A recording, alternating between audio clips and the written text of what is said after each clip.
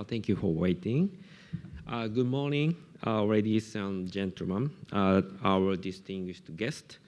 I'm Kazuyuki Nagata, Executive Director, Global Alliance Department of NICT.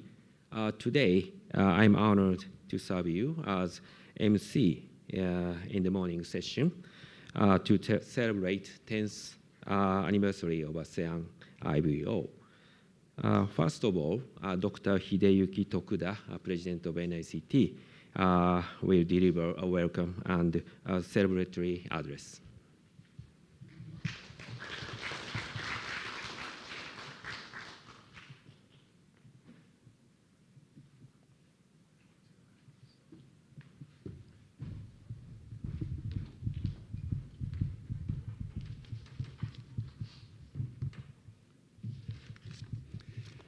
Good morning, distinguished guests, colleagues, and friends. Welcome to the ASEAN IVO 10th anniversary celebration. I'm Hideyuki Tokuda, President of NICT, National Institute of Information and Communications Technology, Japan. First of all, I would like to personally thank Dr. Bodias Tweti Ontovirjo, ASEAN COSTI Chair of Indonesia and Deputy of Research and Innovation Policy, National Research and Innovation Agency, the Republic of Indonesia.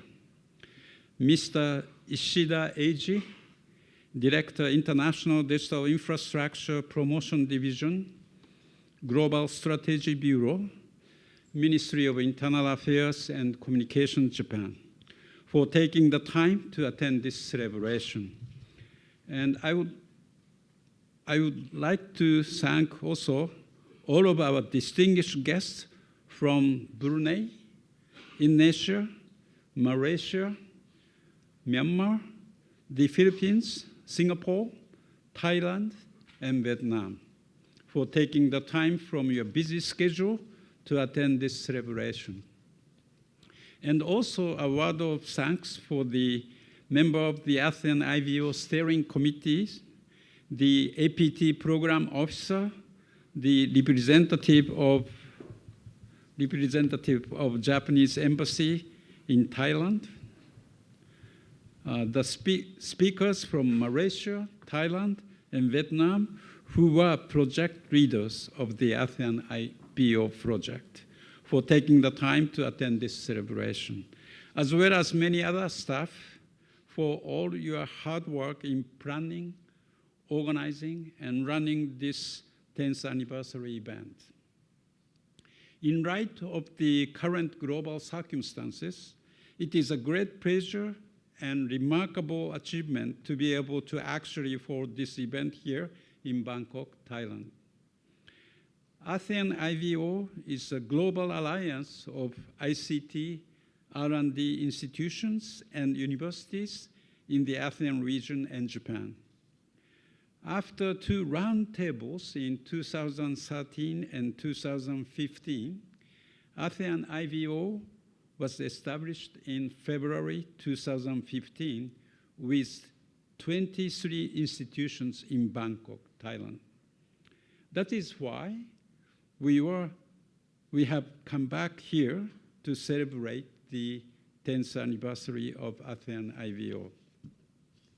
The mission of the ASEAN IVO is to seek and identify strategic ICT research areas in the ASEAN region and promote collaborative research projects for realizing a sustainable and resilient society.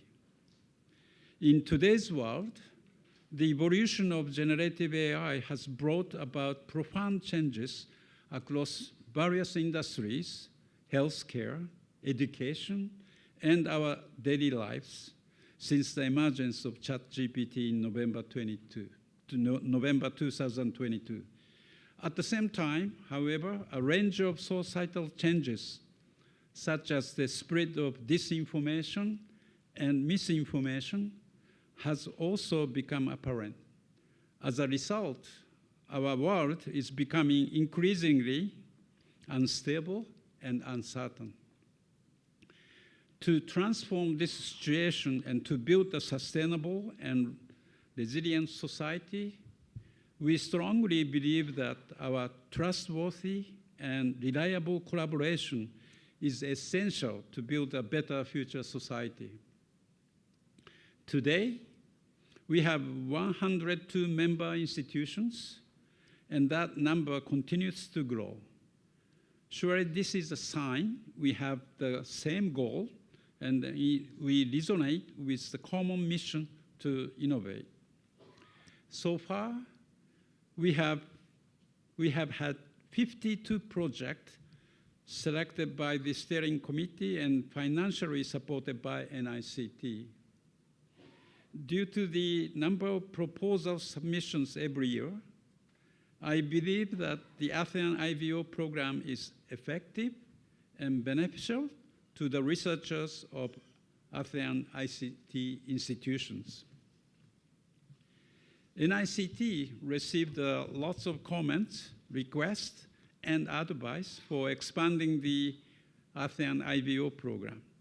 So the Secretariat consulted with the steering committee and discussed with researchers of ASEAN IVO project. Consequently, NICT decided to establish a new program called ASEAN IVO Phase 2. It is a new program which provides ICT solutions for specific regional needs or environmental or societal problems.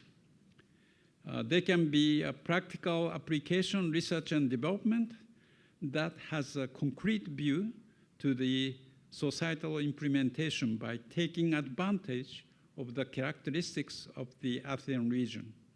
The Secretariat will introduce this program later in detail. We recognize that the great importance of open-minded and trustworthy collaboration with everyone in the ASEAN region. As this event is both a celebration and collaboration, I hope that beyond today, we can forge strong new collaborations, striving together to resolve common societal challenges through the power of ICT. Today is a great time. We are working together, helping each other, and overcoming many difficult challenges. I hope all of you enjoy today and that you find this celebration a very fruitful event. That is all from me for now. Thank you very much.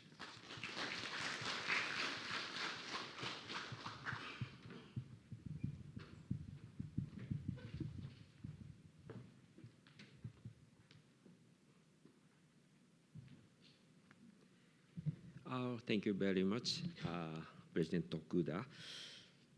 Next, we will hear a congratulatory address from Dr. Masanori Kondo, Secretary General of Asia Pacific Telecommunity. Today, Dr. Kondo is unable to be here, but has kindly sent us a video message.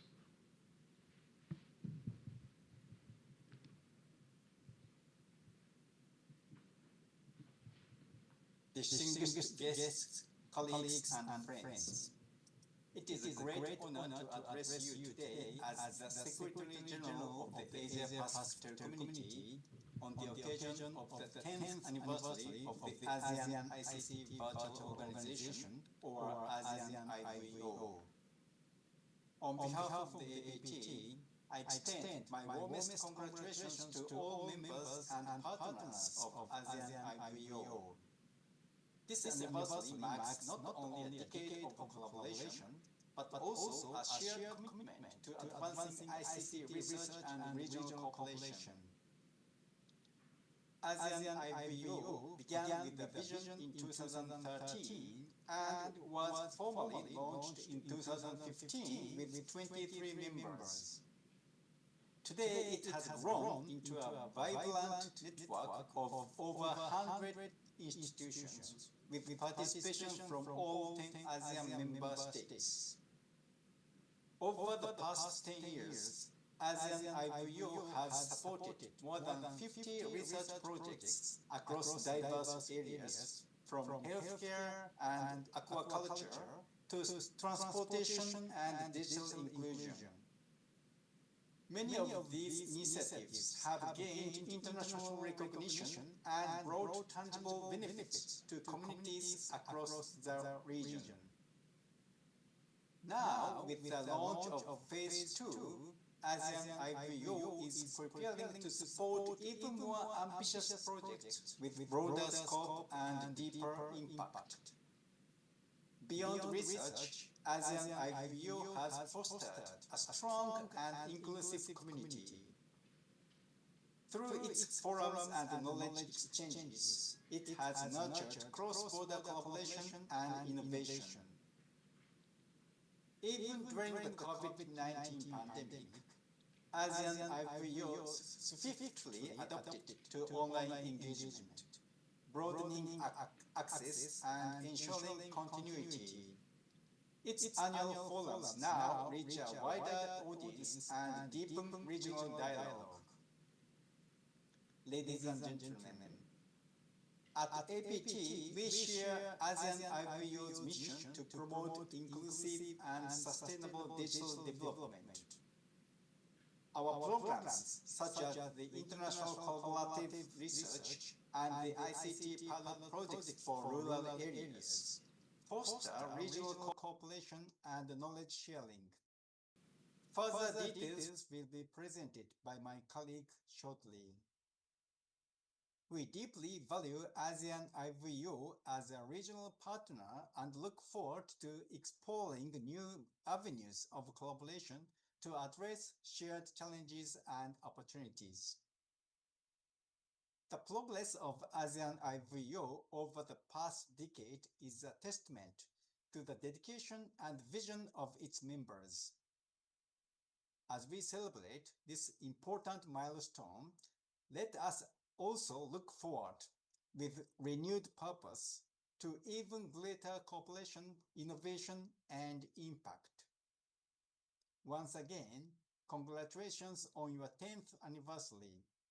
I wish you continued growth and success in the years ahead. Thank you very much.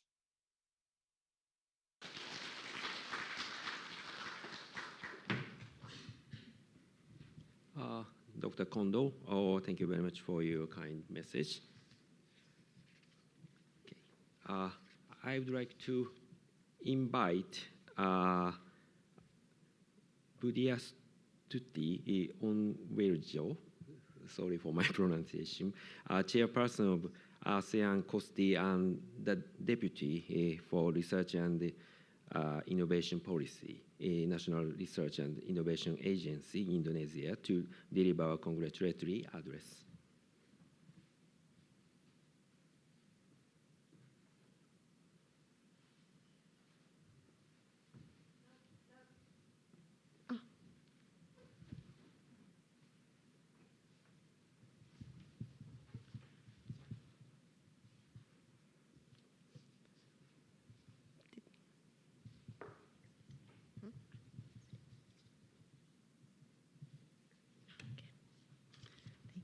Thank you very much.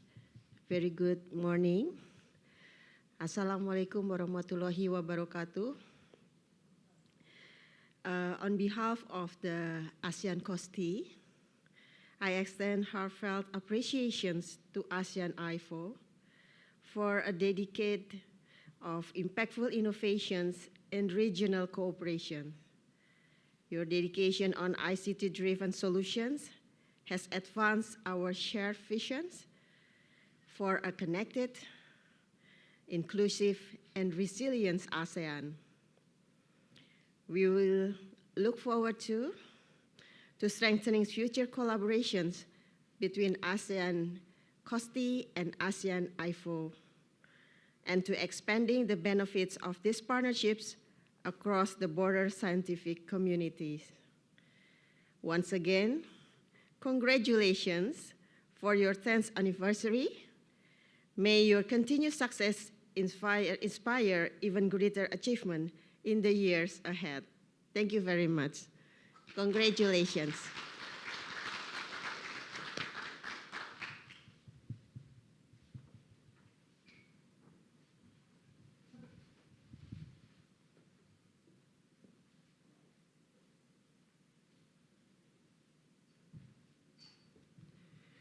Thank you very much. Then I would like to invite Mr. A.G. Isida, Director, International Digital Infrastructure Promotion Division, Ministry of Internal Affairs Communication, Japan, to deliver a congratulatory address.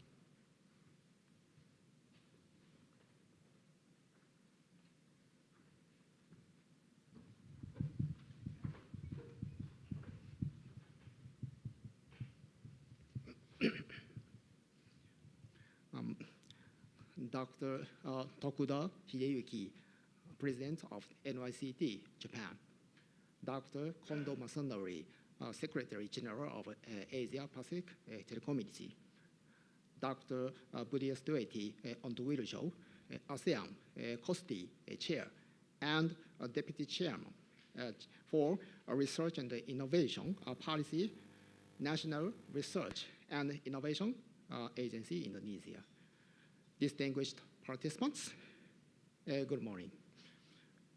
It is my great pleasure to warmly welcome all the distinguished participants here and to deliver the opening remarks on this memorable occasion. I'm truly honored to be invited here today. On behalf of Ministry of Internal Affairs and Communication Japan, I extend my heartfelt congratulations on the 10th anniversary of the ASEAN IVO. Reflecting on the past, the ASEAN IVO was founded in February 2015 as a virtual research collaboration organization through the efforts of NYCT Japan and 23 research institutions and universities within the ASEAN region. This initiative is rooted in the collaborative research partnerships that NYCT was diligently cultivated with ASEAN countries.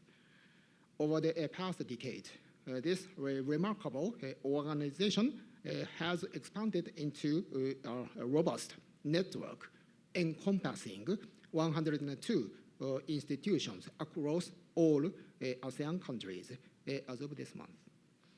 This milestone stands as a testament to strength of your partnership and your unwavering commitment to collaboration.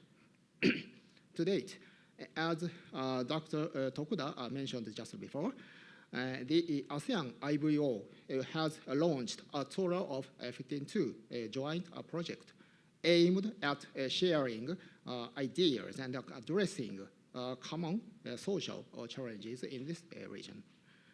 This project encompasses cultural areas such as rural solutions, smart cities, agriculture, forestry, fishery, and safety and security. This achievement thus far has not only advanced ICT research, but have also made a tangible, positive impact on these people's lives. Furthermore, the ASEAN IVO is prominently featured in the ASEAN-Japan Digital Work Plan 2025, which has been endorsed by ASEAN this January, this digital sector. I extend my sincere gratitude for your dedication and efforts over the past decade in advancing our shared goals. Distinguished participants, the digital sector is an area that has been rapidly advancing in recent years and has become and indispensable social infrastructure for the lives of our citizens. MIC Japan is committed to promoting research and development in digital technology and advancing the initiative for implementing these achievements in our society. Specifically, we support Japanese companies in conducting research and proof of concept that leverage digital technology to address global social challenges. Additionally, we are committed to addressing social challenges in the ASEAN region through our support of a project funded by the Japan ASEAN ICT Fund. Furthermore, we provide support through international organizations such as APT and ITU for training and a project aimed at developing digital talent. Looking ahead, your efforts in strengthening resilience, reliability, and security are more and more important than ever. The future of our field is filled with exciting challenges, and these upcoming frontiers require even deeper collaboration. The ASEAN IVO serves as a prominent platform to share ideas, foster further collaborations, and inspire one another to build a more connected and prosperous world. On this occasion, we are committed to remaining your support in this endeavor, and we are looking forward to the next decade with the renewed sense of our purposes. Once again, let me reiterate my sincere congratulations on this auspicious occasion. Thank you very much for your generous presence. Thank you.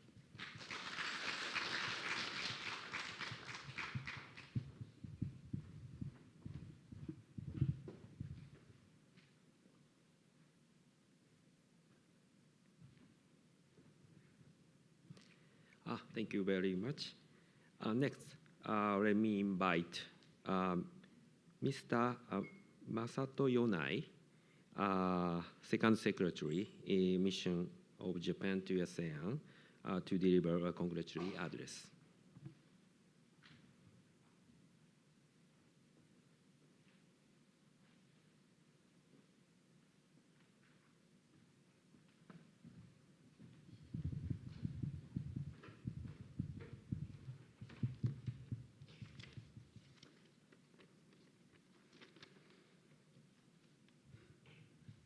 Good morning.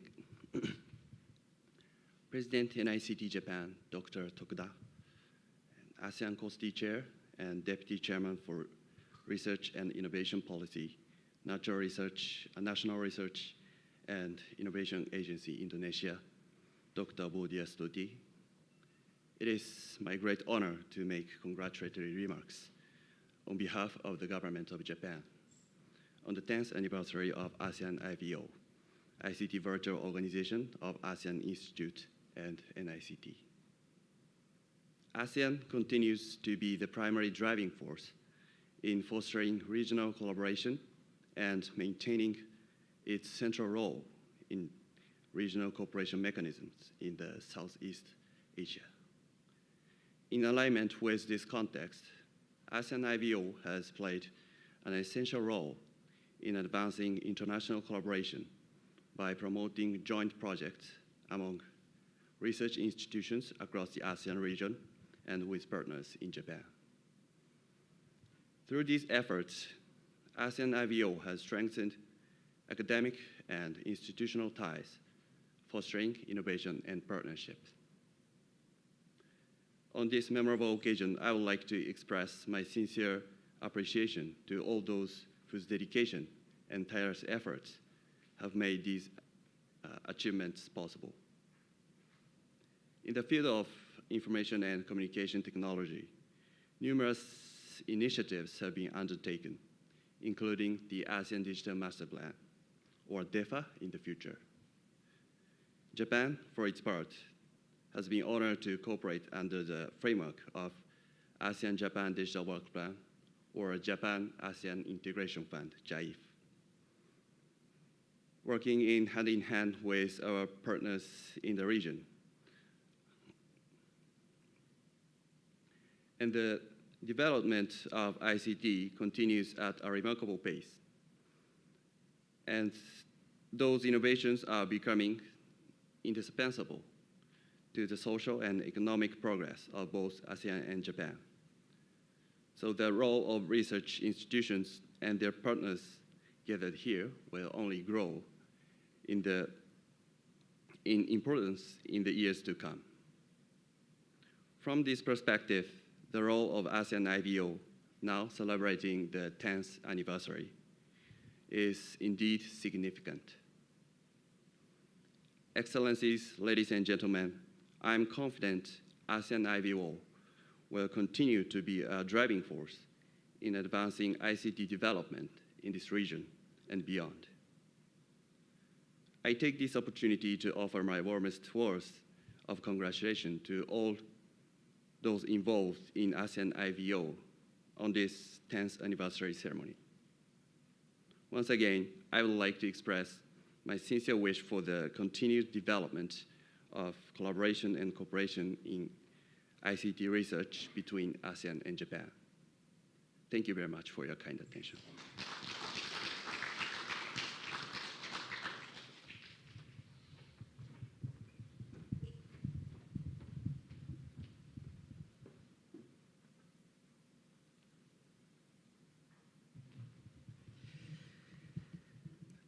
Thank you very much, your kind word.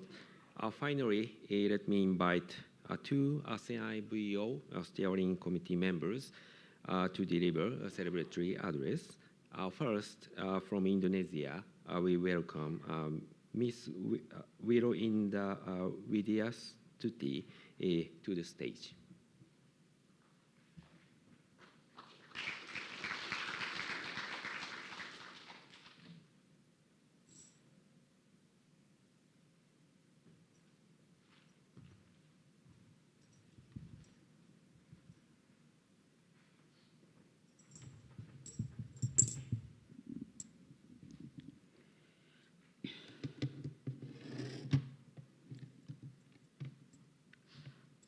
Bismillahirrahmanirrahim. Assalamualaikum warahmatullahi wabarakatuh.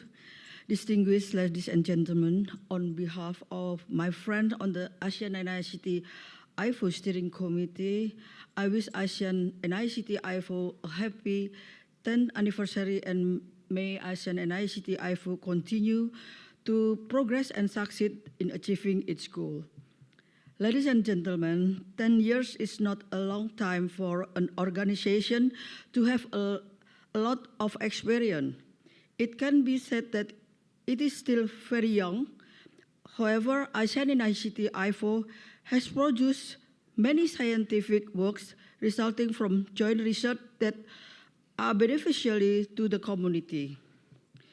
Marking ASEAN and ICT IVO 10th anniversary in celebration of this occasion, in the future, of course, we hope that ASEAN and ICT IVO can be more visible by producing works that are more applicable and useful. We hope that ASEAN and ICT IVO can downstream the result of the research that has been produced so that it is not only on the paper, but can also be commercialized, creating added value and encouraging economic competitiveness for ASEAN countries, especially Southeast Asian.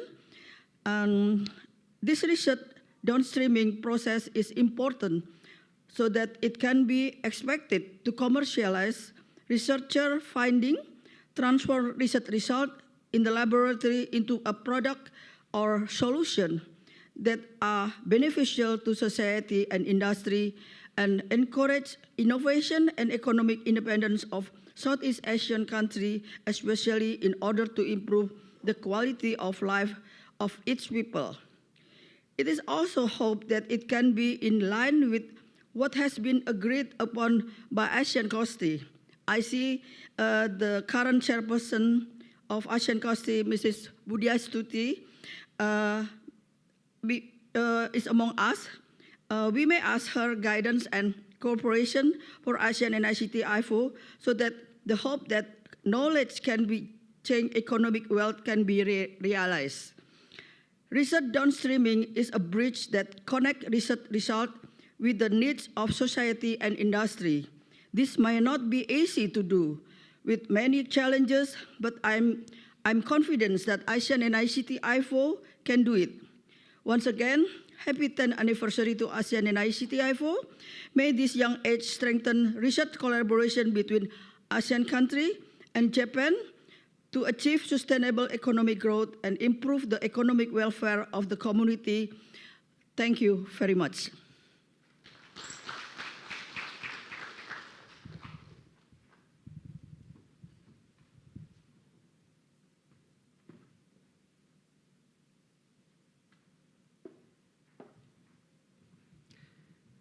Thank you very much. Finally, from Philippines, we welcome Professor Alejandro Variado to the stage.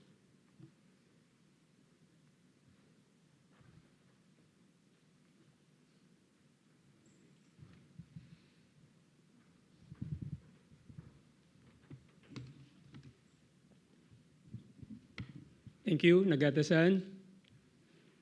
Good morning, President Hideyuki Tokuda of NICT Japan, to the esteemed leaders from all our partner institutions and government agencies, distinguished guests, and my colleagues in the ASEAN IVO Steering Committee. It is a profound honor to join you in the commemoration or in commemorating a significant milestone in our ASEAN IVO, the first decade or the 10th anniversary. This occasion reflects not only a decade of collaboration, but also stands as a testament to the power of shared vision, innovation, and partnership among the different nations in the ASEAN region. Over the past decade, ASEAN IVO has evolved into a dynamic platform where ideas seamlessly flow across borders. Researchers and institutions converge to tackle pressing challenges, and innovation thrives through collaboration. From advancing ICT solutions that enhance lives to fortifying connections among our academic and research communities, ASEAN IVO has demonstrated that our collective efforts amplify our impact, broaden our reach, and of course, deepen our contributions to the society. As we reflect on the achievements of the past decade with gratitude, let us also approach the future with renewed resolve. The challenges we face, whether in technology, environmental sustainability, or human development, demand enhanced collaboration, more inclusive innovation, and an unwavering commitment to fostering a brighter future for our region and beyond. On this special occasion, I extend my sincere congratulations to all the members, of course the organizers, our partners and leaders whose dedication has shaped ASEAN IVO into what is today. May the 10th anniversary serve as both a celebration of our accomplishments and a source of inspiration for the next chapter of impactful research, innovation, and cooperation. Together, let us continue to forge a future where knowledge empowers, innovation connects, and collaboration transforms lives across ASEAN and throughout the world. Again, congratulations and best wishes to the 10th anniversary of ASEAN IVO. Thank you very much. Good morning.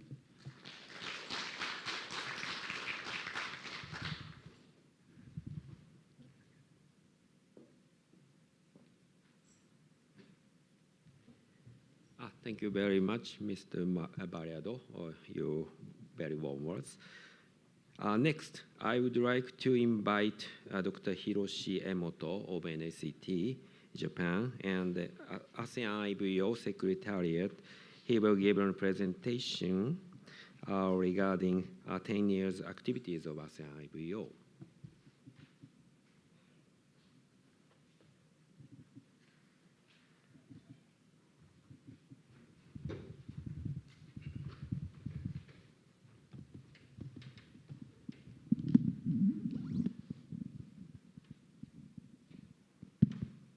Good morning, everyone, and my distinguished guests, and my colleagues, and my friends. And it's my honor to be here to give you a look back for the 10 years. So this is a timetable, maybe a little bit hard to see. So before the 10 years, we had 2 times of the timetables and round the table, I'm sorry, and after the 2 times of the round the table, and in 2015, we established the ASEAN IVO. And also, the next year, we started the collaboration project from 2016. After that, every year, we will, select around 5 projects every year and promote the project. Also, from 4 years later, and from 2018, we also joined the AJCCSD. This means ASEAN-Japan Cooperation Committee for Science and Technology. Every year, we report the activities to this meeting. So anyway, I will give me a little more details. Maybe someone remember, I collected a lot of the pictures from the first time round the table. And maybe you can find some old friends or something, very familiar face around here. Yes, it's 2013 in Bangkok. The second round table is also in, we organize this round table in Bangkok too, and maybe some new face and old friends is around here. So in the second round table, and we agreed to establish the global alliance of ASEAN IVO. So it means that officially we established the virtual organizations. So the initial members is 23. And also, we published the first statement about the ASEAN IVO. So you can find this everything from the website.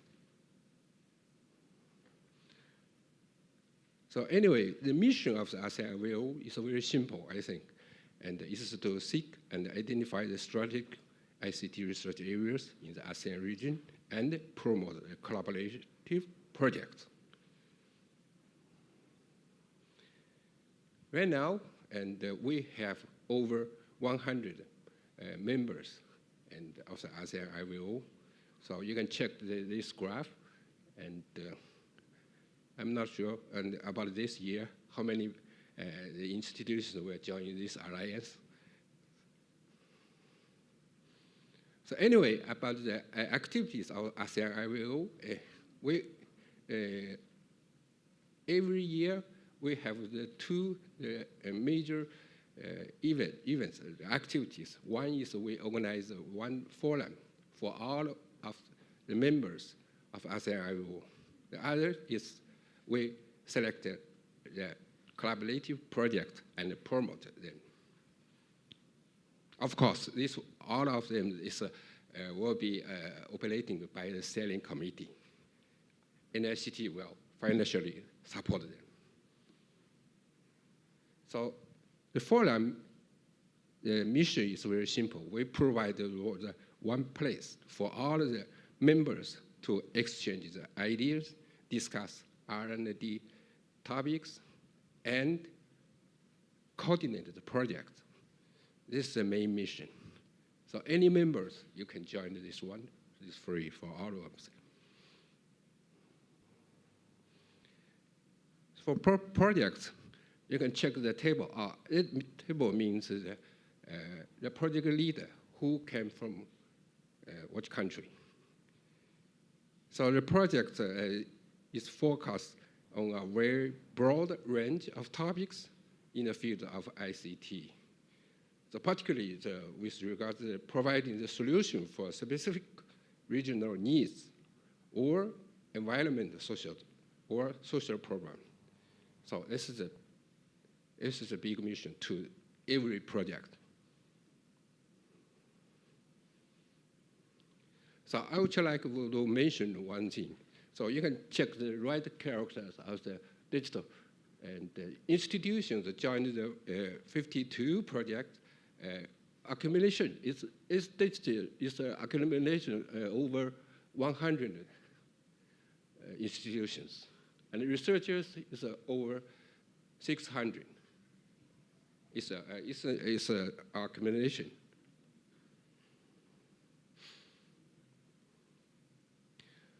I would like to show one more slide, is this one. So every year, and we get a lot of the submissions from each countries. So, and we collect all of the submissions. So you can check this detail. And finally, now we have the 15 projects, but the submissions are 314. So the ratio is very low, not so high. It means it's very, very competitive for the project.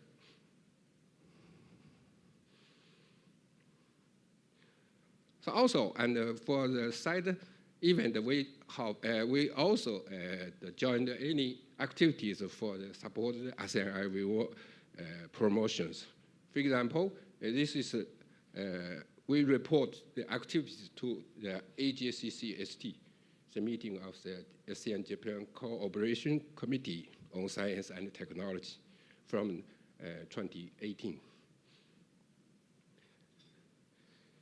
The second one, we also cooperate with ASEAN COSTI. For example, this is we co-organized one workshop with COSTI. Last one, we just began talking with the COSTI for the collaboration last year. Okay, that's all from me. Finally, I would like to show you one slideshow for flashbacks, the memories to the 10 years ago. Please.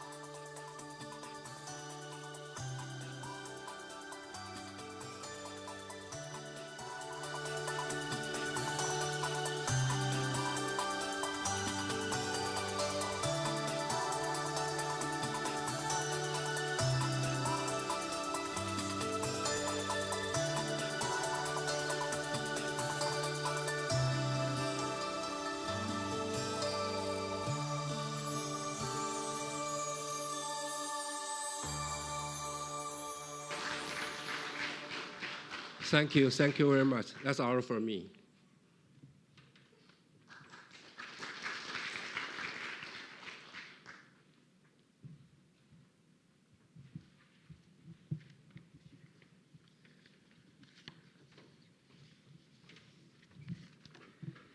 Thank you very much, Dr. Emoto.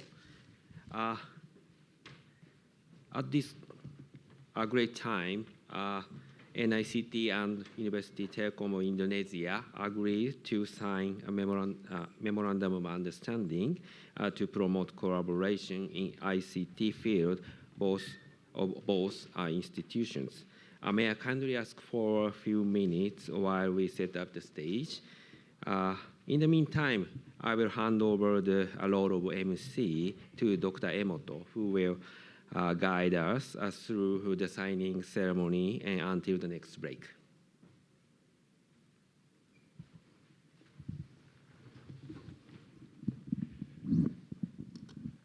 Thank you very much, everyone. And it's me again. And indeed, 4 years ago, and we started, NICT and the Telecom of the University of Indonesia started a dialogue for collaborating each other and to conclude one MOU between the two organizations. So we already agreed to conclude the one MOU, but we also are looking for the time when and where we conclude this, sign this MOU.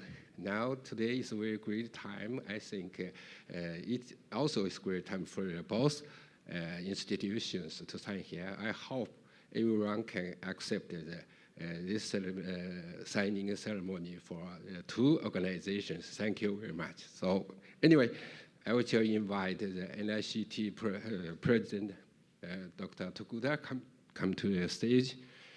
And also, I would invite the Vice Rector of the Telecom University of Indonesia to come to the stage. So also, I would like to invite the three guests and the two standing behind the two signers as the witness. From the Indonesia side, I would invite Dr. Boni as a representative of the government. And the second, I would like to invite and President and the two as the ASEAN COSTI chair. And the third one, I would invite the members of the ASEAN IVO come here. Also from Japan side, I would like to invite Mr. Ishida to come to the stage as the representative of government.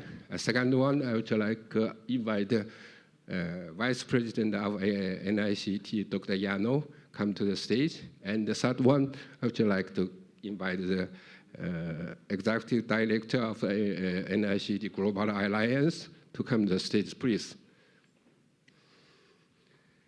So the document is already here, and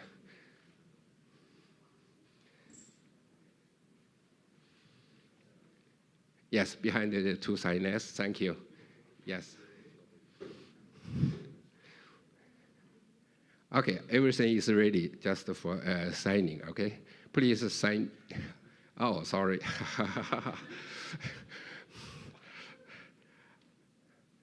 Yes, please sign.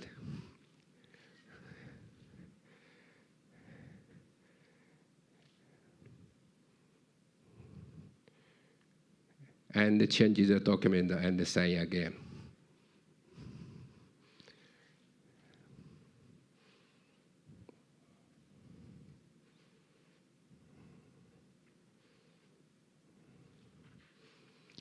So please stand up and show the document to all audiences. They also is the witness to the both organizations, right?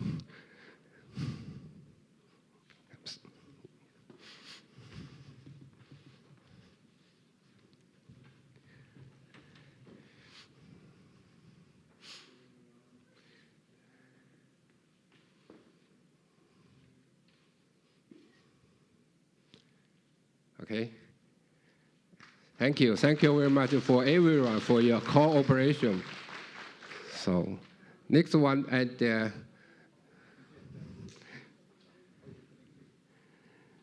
the two organizations which would like to change is a very small gift. And yes, please put. これはうちの。でこれは向こうの。So, yes, you first. Okay. Okay, NICT will receive the one gift from the Telecom University of Indonesia.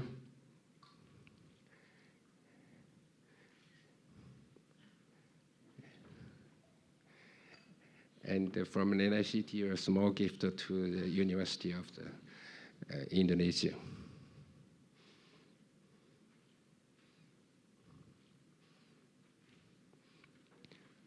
Thank you very much for everyone for your cooperation. So the next one is a very, very big, important corner for us, I think. I would like to take a group photo of the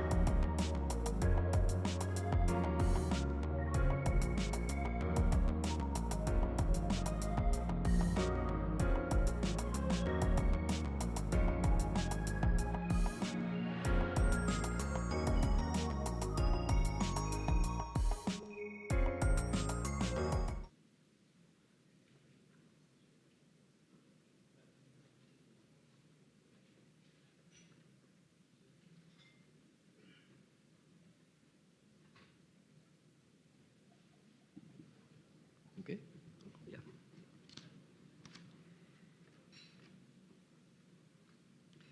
Okay. We would like to start the last part of the morning session. We have 3 presentations regarding international collaboration. First of all, I would like to invite Mr. Yasuhito Morimoto, Program Officer of Asia Pacific Telecommunity, to the stage.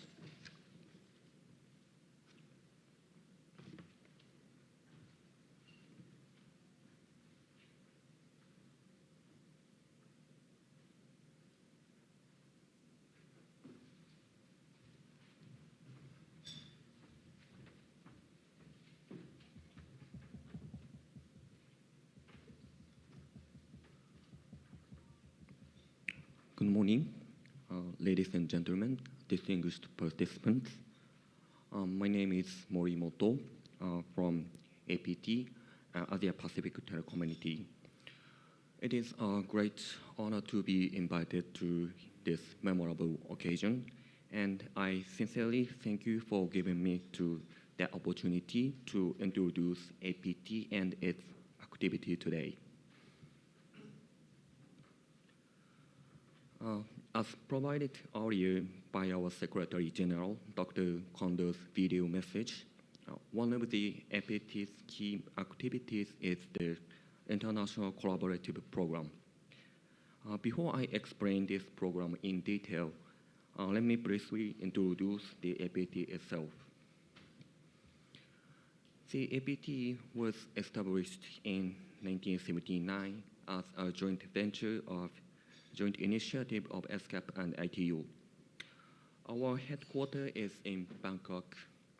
As an international organization in ICT field, APT promotes the development of telecommunication services and infrastructure across the Asia-Pacific region.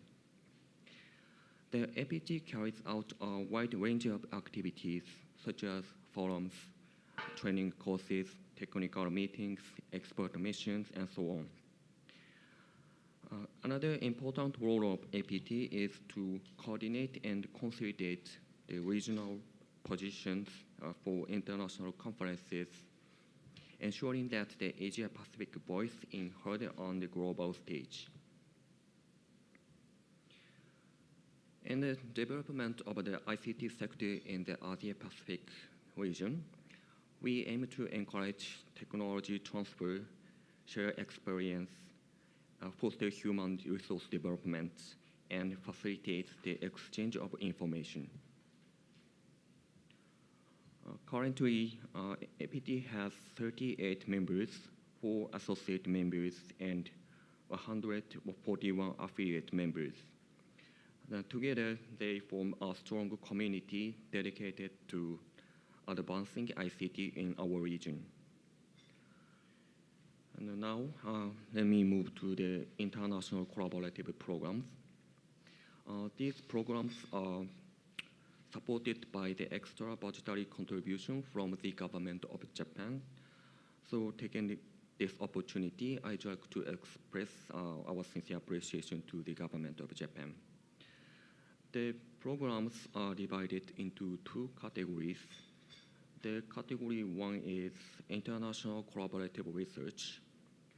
This program promotes the exchange of advanced knowledge and technical know-how among ICT researchers and engineers in the Asia-Pacific region. And the other one is category 2, the ICT pilot project for rural areas. This program ensures access to ICT in rural areas and supports the development of ICT infrastructures and services in the region.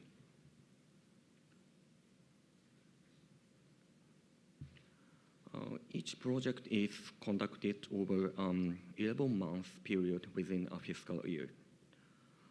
For implementing 2026, actually the call for the proposal closed earlier this month, and a selected project will begin from January next year. The proposals must be submitted through the official focal points of APT member administrations, and all projects are carried out in collaboration with Japanese experts.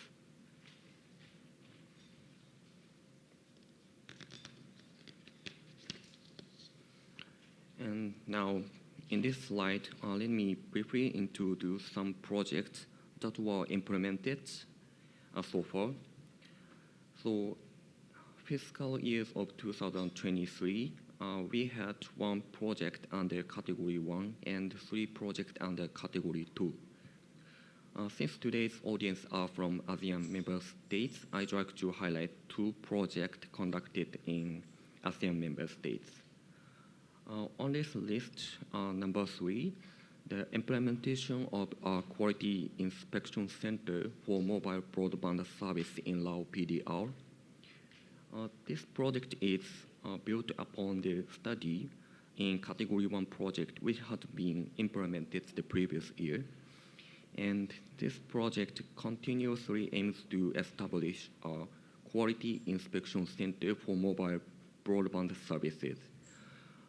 By remotely collecting data, the quality inspection center will enable advice proactively to the telecom operators and ensure better services standards and customer satisfaction for the citizens.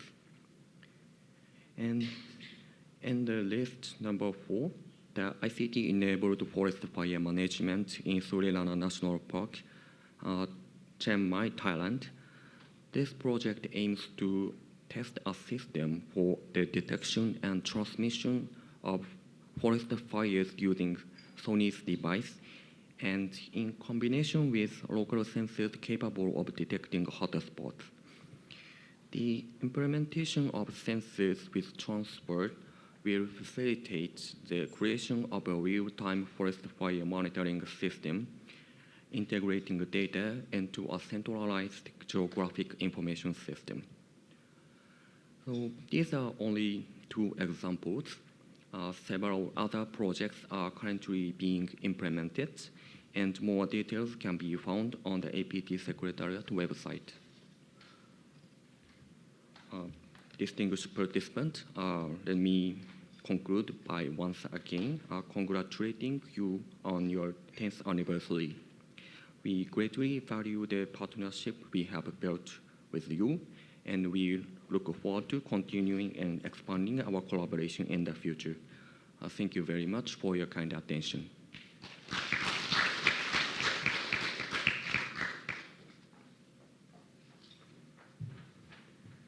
Thank you for your presentation. Do you have any comment or questions? We can have 1 or 2 short questions. Anyone? Okay, so I have a question. According to page 7, okay, of the slide, the project duration is 11 months. This seems slightly short for executing the project, I think, especially if researchers encounter new challenges during the project. Is there any system in place to address such situations? Thank you for the question. In principle, we showed as the project will be implemented 11 months, but actually there are such requests from the members who is implementing. They need to expand the project duration. So in that cases, we will have flexibility. Actually, this 11 months is in principle, but they're not solid, rigid requirement. Mm-hmm. Okay, thank you very much. Any more questions? Okay, please. Thank you very much for the presentation. We're very interested to join the APT as submission of proposals. The department in the Philippines also funds projects. But I'd like, maybe it's only 1 year, mainly because it's not developing the technology. Rather, it's more of piloting the technology already. So there's already a technology that's available, and you have to pilot it. Maybe my question is, how many projects do you really approve every year or every call for proposals? And it's a requirement that there will be Japanese experts. Is it either from the university or from the industry, or what kind of Japanese experts? Thank you. Okay, thank you for the question. And the first question was maybe the ratio of the approval and selecting the proposals. And usually every year we received a lot of proposals, to be specific about 70 or 80 projects in total in a year. And every year we select about 4 or 5 projects. So yeah, it seems a competitive project actually. And the other question is in terms of Japanese experts, either would be fine, from the university or from industry, and either would be fine. Thank you. Thank you. No further questions? Okay. Then let's give Mr. Morimoto a big round of applause.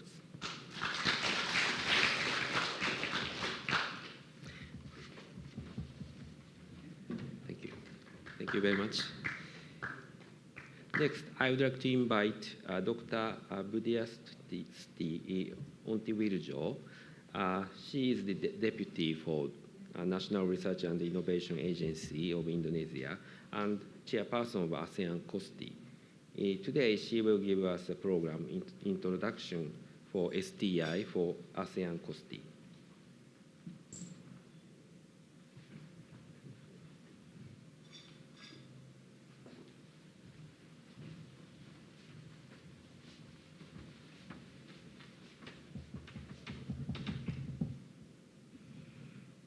Good morning. Meet me again. Congratulations for all of us that has a very important meeting today, this morning.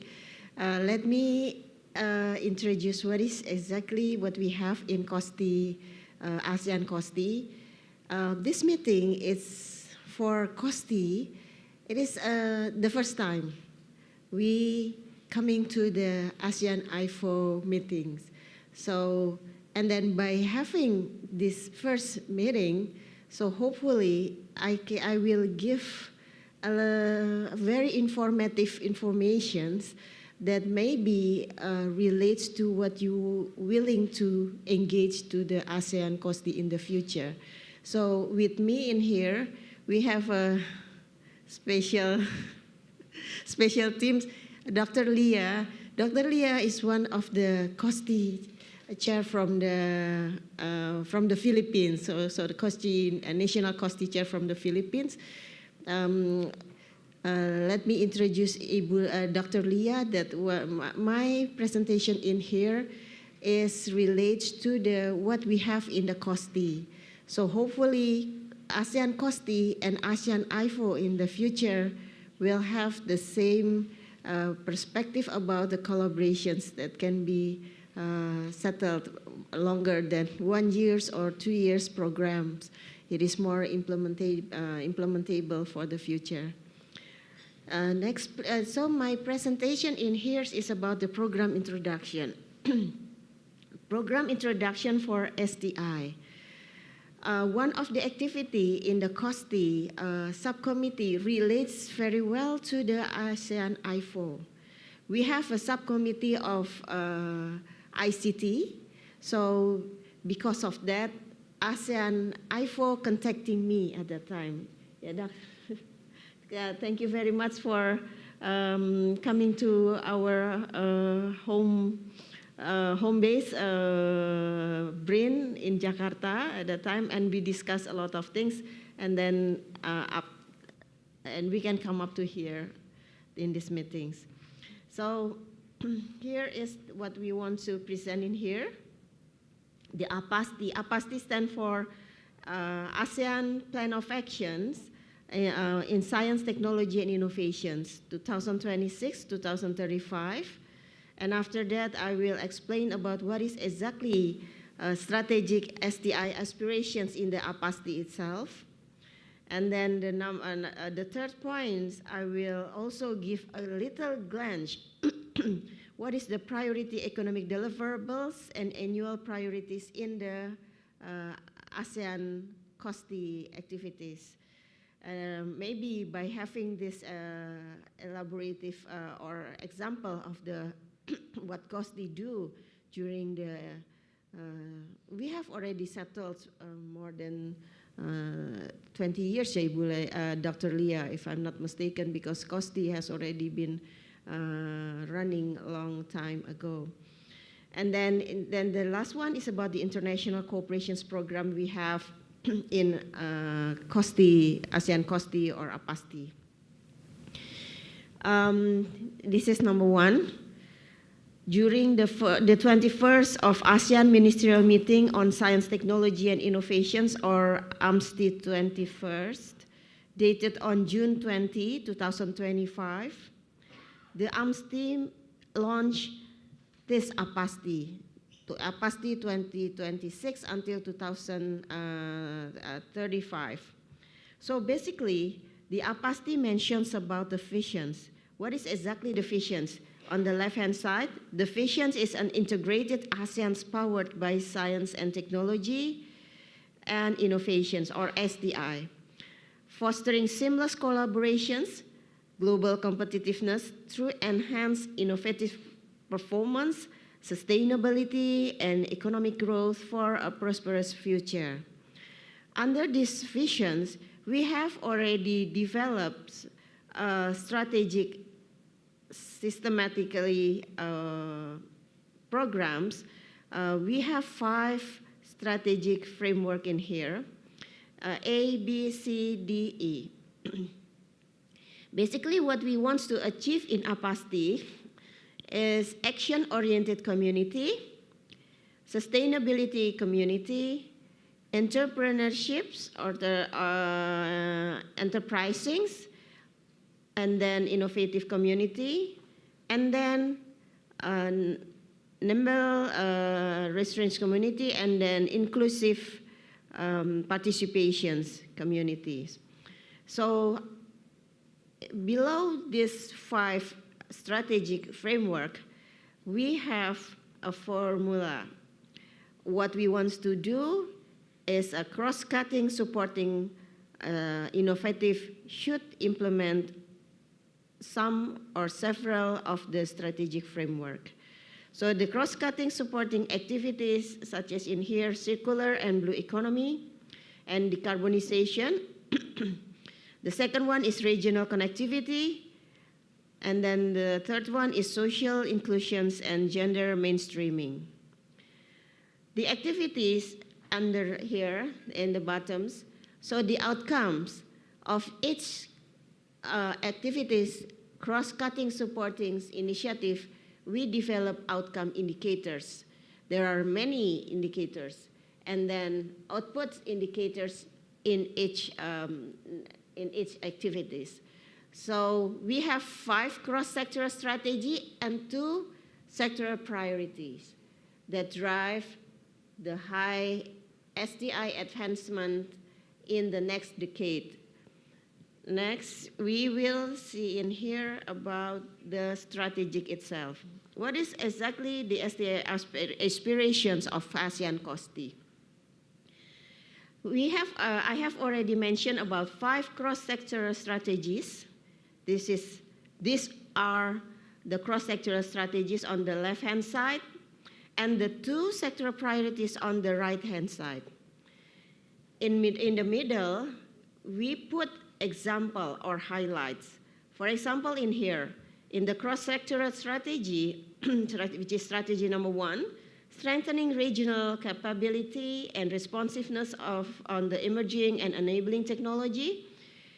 We highlight here a significant player in the realm of emerging and enabling big data, such as high-performance computing in here. So after several discussions and then do the circulations activities among ASEAN COSTI, finally we have already dispatched the programs of the high-performance computing. This is supported by the Koreans. So hopefully this year we will have the high-performance computing that can be utilized for ASEAN member states.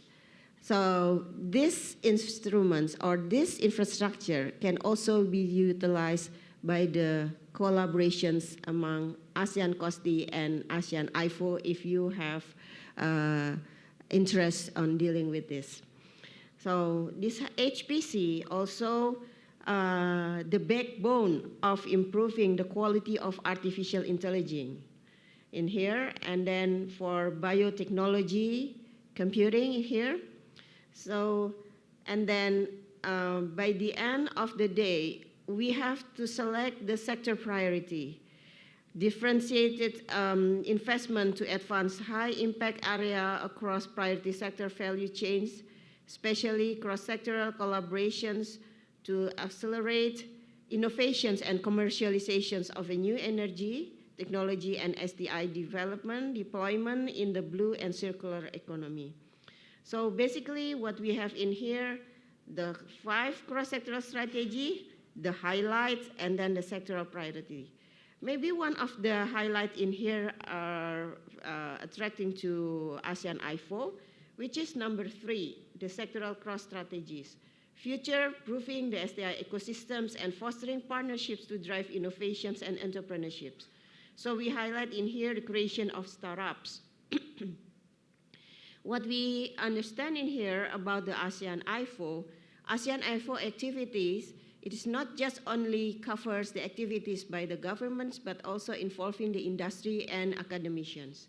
So startup is very important for the technology initiatives.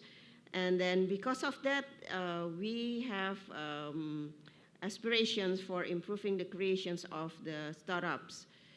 And then by having that, the adoptions of innovative technology to promote sustainable, for example, water use and advanced agriculture, food and forestry industry will be established. And number 4 in here about the supporting the accelerated deployment in SDI in the key industry. We highlighted 2 here, healthcare and digital value chain. And then number 5, investing in talent development and mobility. We highlight in here ASEAN talent mobility. So all of the strategy in here covers mainly in 3. Number 1 is about the human resources capability. So the talent mobility aim to do that. The second one is about the funding. So the fundings is about the creations of startups, and then the and then also for the funding special research for the healthcare and digital value chain. And then the third one is about the infrastructure. The infrastructure in here we will strategize to formalize the infrastructure that can be utilized by the ASEAN's member state. So the HPC initiated by Indonesia. So the HPC supported by the Koreans grant will be started in Indonesia in Brin.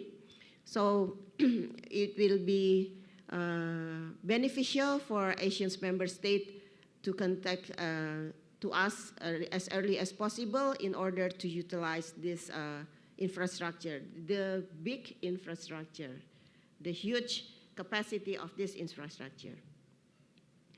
Here is the example. The priority, economic deliverables and annual priority. In COSTI, ASEAN COSTI activity, we define activity by leveling the significancy, the higher the significancy to achieve the goals of the ASEAN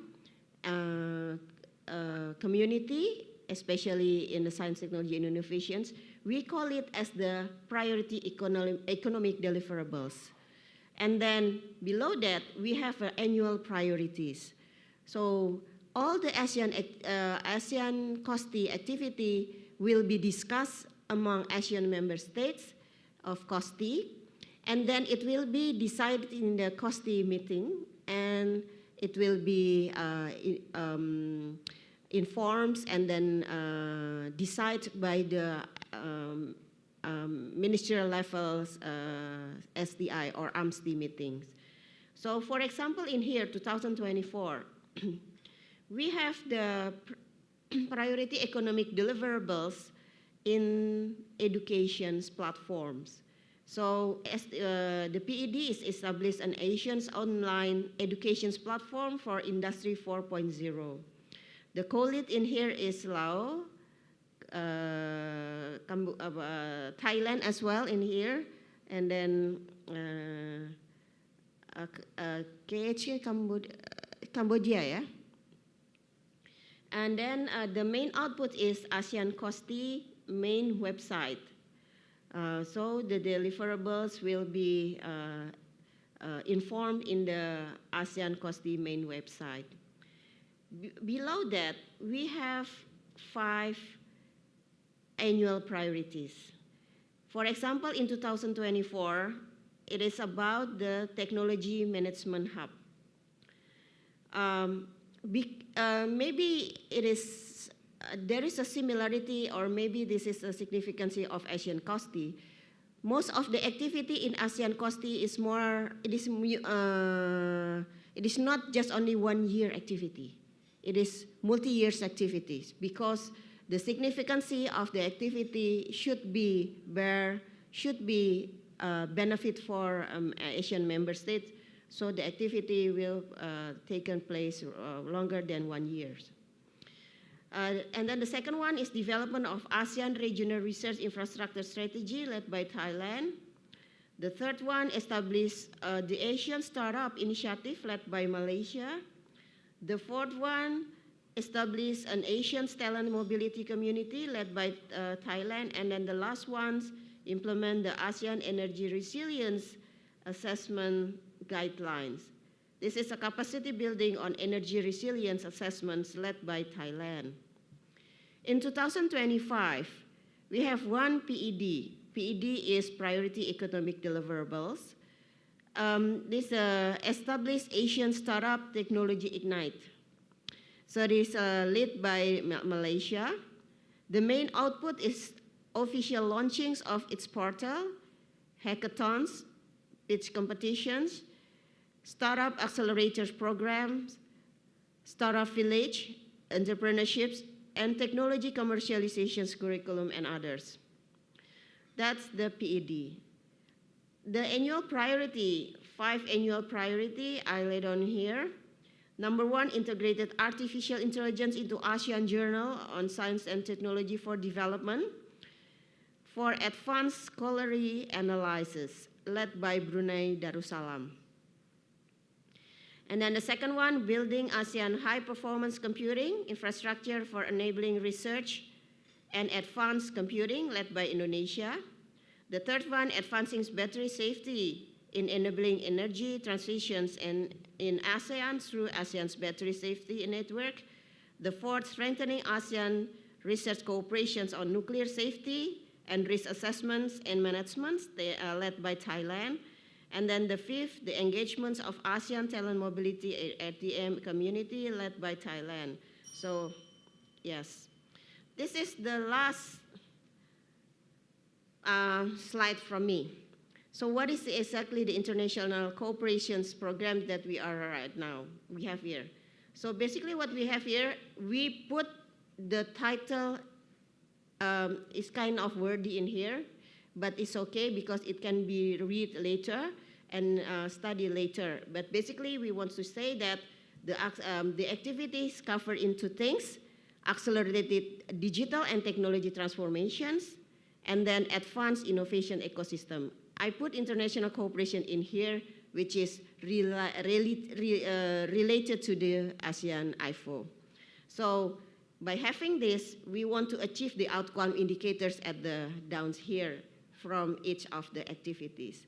So basically, this is the time from me to elaborate all the ASEAN COSTI activities. Thank you very much, and we will have good discussions later. Thank you very much.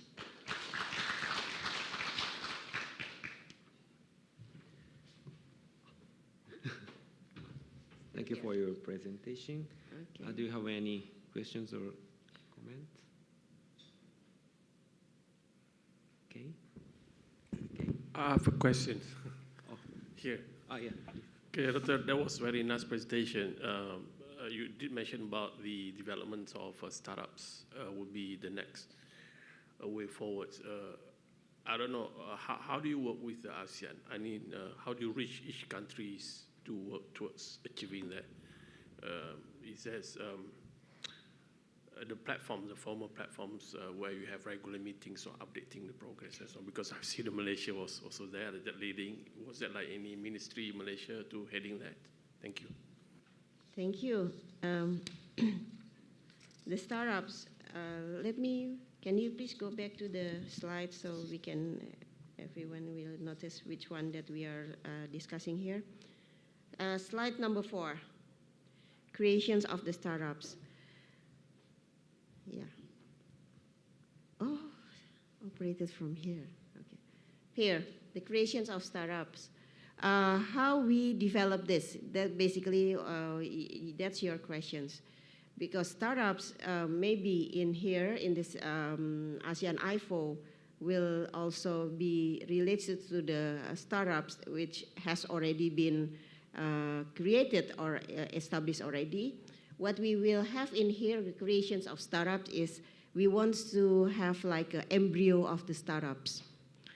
So that's the activity is kind of the workshop. And then we interact our dialogue partners, first of all, to do the workshops. And then by having that workshops, we can communicate what kind of the strategic innovators will be there or come up in the workshops. And then the second ones, we also develop like pitching activities with the dialogue partners. Basically, we do it with India dialogue partners. So India running the activity several years already. It's kinds of pitchings from the big company to the embryo of the startup. So by providing seed money or example, we call it like award. So this award will be held for 1 year, for example, or less than 1 year. And by having that, the creations of startup will be prolonged. That's the activities.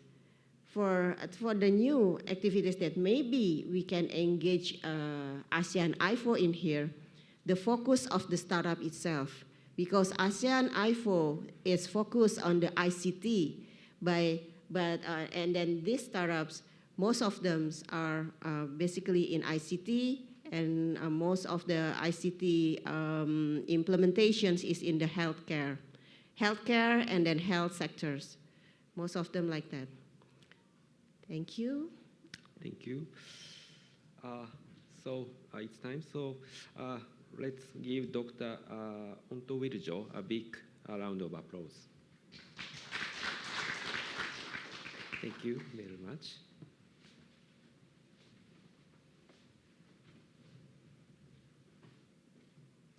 Okay, the last presentation is from NICT, Dr. Hiroshi Emoto. He will explain ASEAN IVO Phase 2, a new program from this year.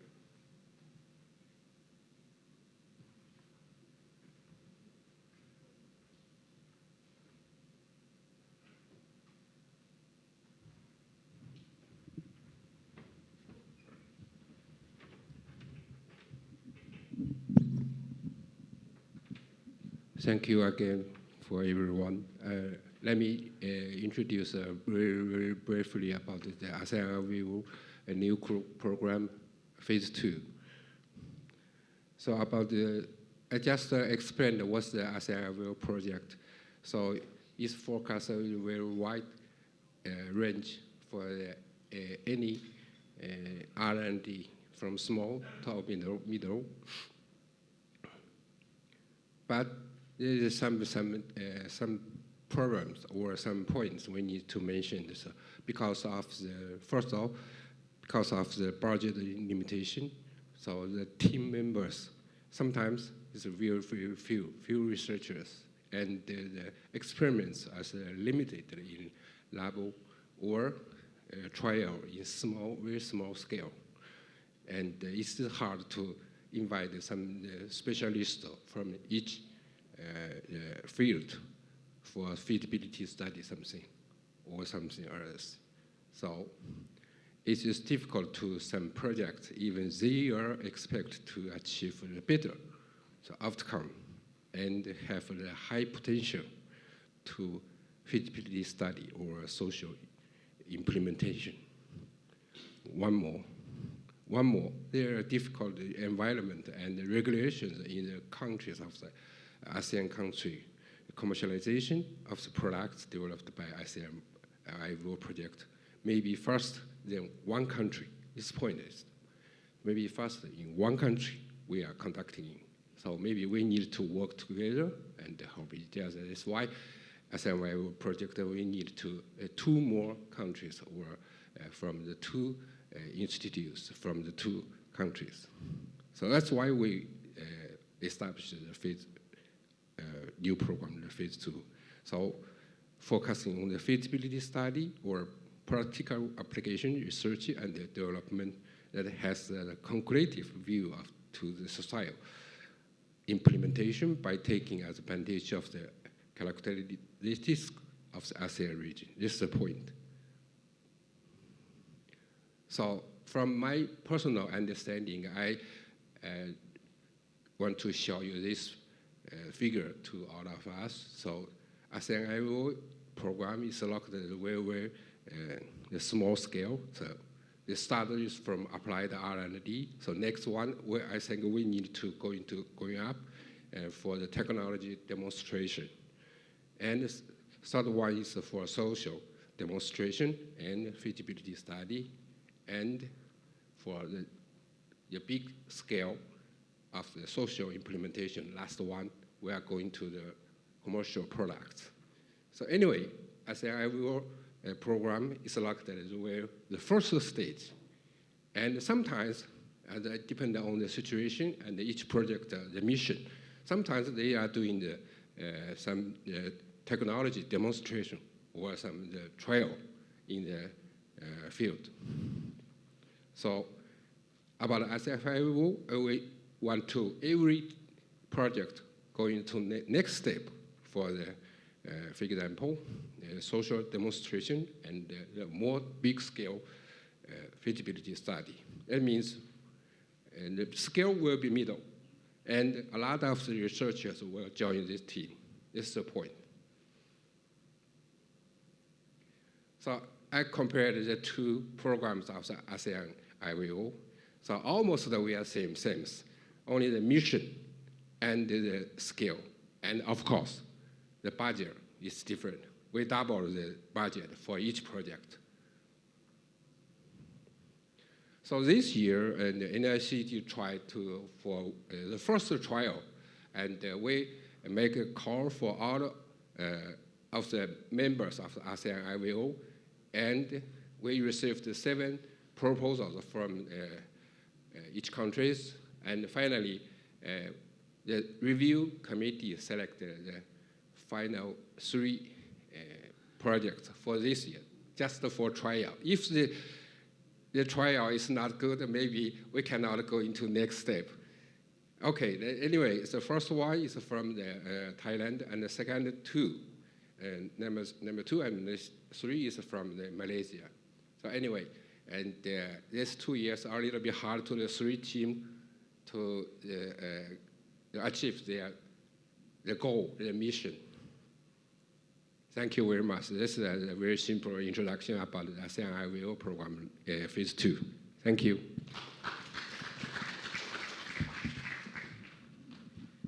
Thank you, Dr. Emoto. Do you have any questions or comments?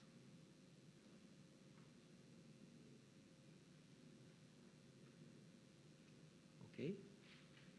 So let's give Dr. Emoto. Yes, please. Sorry.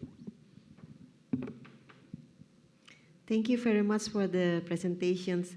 I'm looking in here the slide number 6 about the ASEAN IVO phase 2. Yeah. And here I'm just wondering if the idea, is there significance of the feasibility study you propose in here, or you want to do, the mission wants to do the research? Which one is more suitable to the ASEAN in this context? If it is in here, the mission is focusing on the second phase, is focusing on the feasibility study, practical applications, meaning that the research result has been there already. And then the phase 2, it's kind of feasibility study, meaning that it is not a research, but reviewing the proposal, whether it will be feasible to be implemented in one focus and can be replicated in other areas or focus, so on and so forth. So my question is, in the phase 2, which is more strategic in the ASEAN IVO? That's number 1. No, still that. Okay. And that's the question number 1. Yes. Please let me go into back one more slide about this one. And as I explained, so anyway, and if we have the 5 stages for the initial idea of the R&D to find out the commercial products. If we define the 5 steps, so the first steps, ASEAN IVO program, the traditional program is focused on there. And the next one, if we would like to do to expanding the scale for experiments for the social demonstration, so we need to more people, more researchers, or more scale for experiments. Sometimes it's a social trial. So in that case, we need to. Anyway, in the second phase 2, we are not focused on the R&D. We need to how to construct the system is very useful for the social society. I mean, for people. That's the point, I think. It's okay to you? Maybe about this matter, I think everyone have some theory for everyone. We can discuss later, maybe.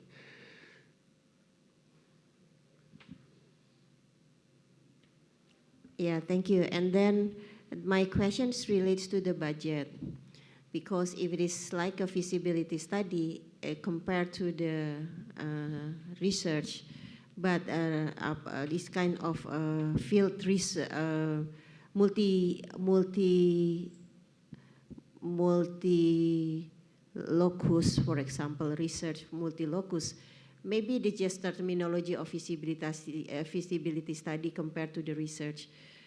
If it is research, the budget, the $80,000 US per year, it's not enough for the research. So this is the connections between my first question and then the second. So it is all up to the ASEAN IVO. What is exactly the missions that we want to pursue? Or you want to do the collaborations with, for example, ASEAN COSTI. So from your side, you prefer to do the budget $80,000 per year in conducting the research in multi-locations or multi-sectors based on the previous research already done.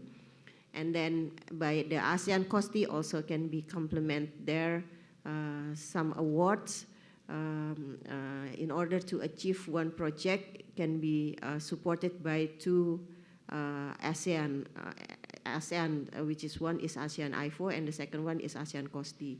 If it is possible, we can discuss that later to the ASEAN COSTI. Yes, yes, of course. Because of time, so I cannot ask you the questions last for your presentation. So I would like to talk with you about how to discuss how to collaborate each other between the ASEAN IVO and the COSTI. Because from now, and we have the two programs. So which one is better is to the COSTI program.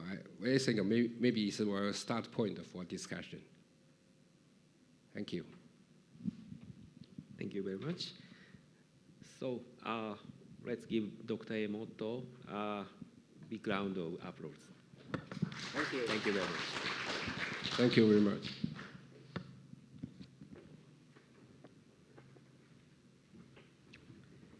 Next session is an important question. Please welcome our four distinguished speakers and moderator to the stage. From Malaysia, Dr. Kanagara Tonam, CTO of MIMOS, please.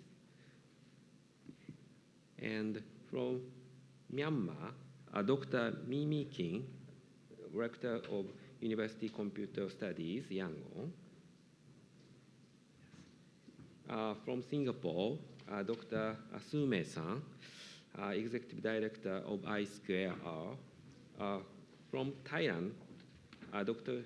Chai Witiwachai, Executive Director of NECTEC. And Dr. Hiroyuki Yano, Vice President of NICT Japan, will be the moderator. Please don't point the stage from this side, and please don't look in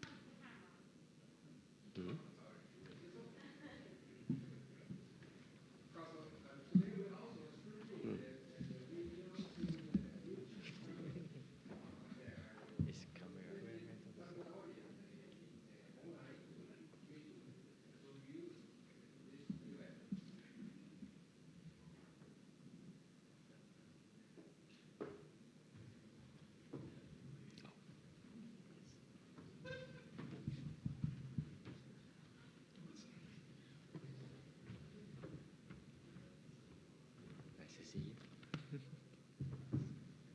Okay, so Dr. Yano, the floor is yours.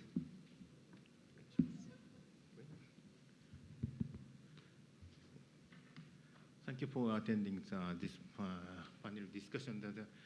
Emos-san said that the last one in this morning session is a very important one. So it is a panel discussion for collaboration. So as I said before, as everybody knows, we have the 10th anniversary, the remarkable milestone. And we have to produce and continue to the good collaboration for the next 10 years, the next decade to decades. So we'd like to, now in this panel discussion, we are discussing about how do you continue to the good collaboration in the Asian countries. So we have, it's hard to, my neck is hard, so I like to. Today we have three themes. Well, first one is, I'd like to explain briefly of the point of the discussion. So first one is promoting the activities of ASEAN IVO. So ASEAN IVO has, we have the 10th anniversary in this year, and we have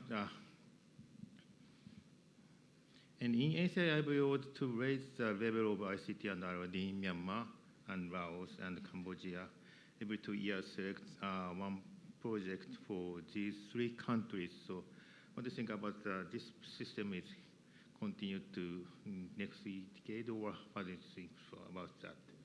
The second theme is collaborating with other international program or organizations. So ASEAN COSTI or some other countries funding program or the funding plan is very important for supporting the ASEAN IVO project phase 2, or almost including phase 1. So ASEAN IVO project finished by the other international program. And for example, as I said before, the NAPC, Network ASEAN Peace Farm Forest Communities, UPM, the teams applied for the APT program and obtained the funding. That is very congratulations. And this project is endorsed by Malaysian government. So that is a very good project example. So I would like to expand the good example, expand or I'd like to try to get adopt another fundings or organizations. And just one is obtaining supporting from each country institutions. So each country has the international program or collaboration, and each institution may have the international collaboration program. So how to integrate with ASEAN IVO, for example, NICT have the ASEAN IVO project phase 1 and 2. And maybe another, each countries, each organization in each country has, I guess, so the same projects, project or funding systems. So we need more, if we got the, I wish I could another fund from another organization in that country. So we'd like to expand our phase 2 or phase 2 or phase 3, or I don't know, expand the, if we got another funding from your organization, I would like to expand or increase the adopted project. So that is our, from now on, I'd like to explain that 3 themes. So first of all, I'd like to, so the time is a little bit limited from before the lunch, so I think the lunch time is 12:30 or 40 or 45. So what do you think about, I got to hear your opinion from, and first, yeah, I'd like to hear from in the first team, promoting activities for ASEAN IVO. I'd like to hear your opinion from the Myanmar. Misa. Thank you very much for the discussion about the Myanmar in here. So it's we would like to discuss about the promoting ASEAN and IVO activity. Mostly, we will discuss about the Myanmar. So we are distributed all of our presentation for all computer university and technological university and polytechnic university from under the Ministry of Science and Technology. So we also share this research area, and we also share our calling for research paper in there. So that time is all of under our university and technological university join propose this research proposal in here. So another one is our Department of Research and Innovation and Department of Biotechnology under the Ministry of Science and Technology we also encourage them to submit the research proposal in IVO forum. This point is we would like to get more and more research proposal for the IVO activities. So moreover, we can increase the visibility ASEAN IVO initiated through the academic conference, workshop, and publication fee in Myanmar. So this is one point I would like to suggest in there. And then we can encourage the participants from university, research institution, and industry partners across the country. So we can develop our technology and materials, and then newsletters, social media, updates and webinars, and other highlight ongoing projects and success projects as well. So we can share all of these research proposals. We would like to get more and more research proposals for this IVO. So at that time we can get more innovative idea from here. So that's why is in our Myanmar is a discussion like this.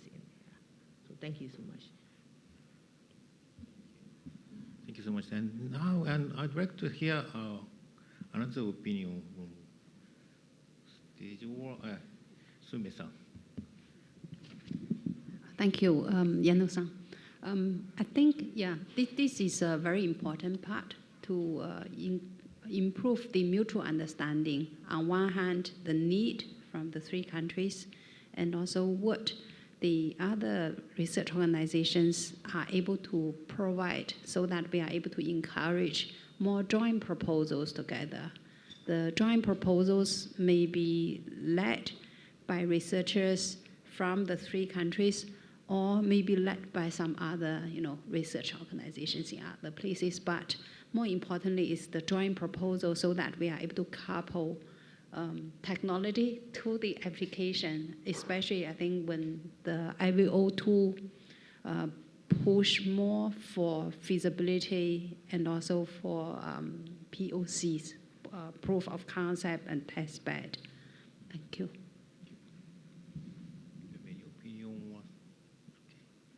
So if you have some floor in the, for example, the Laos or Cambodia, you have some opinions.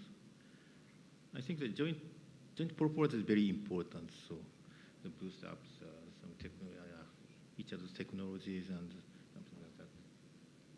Okay.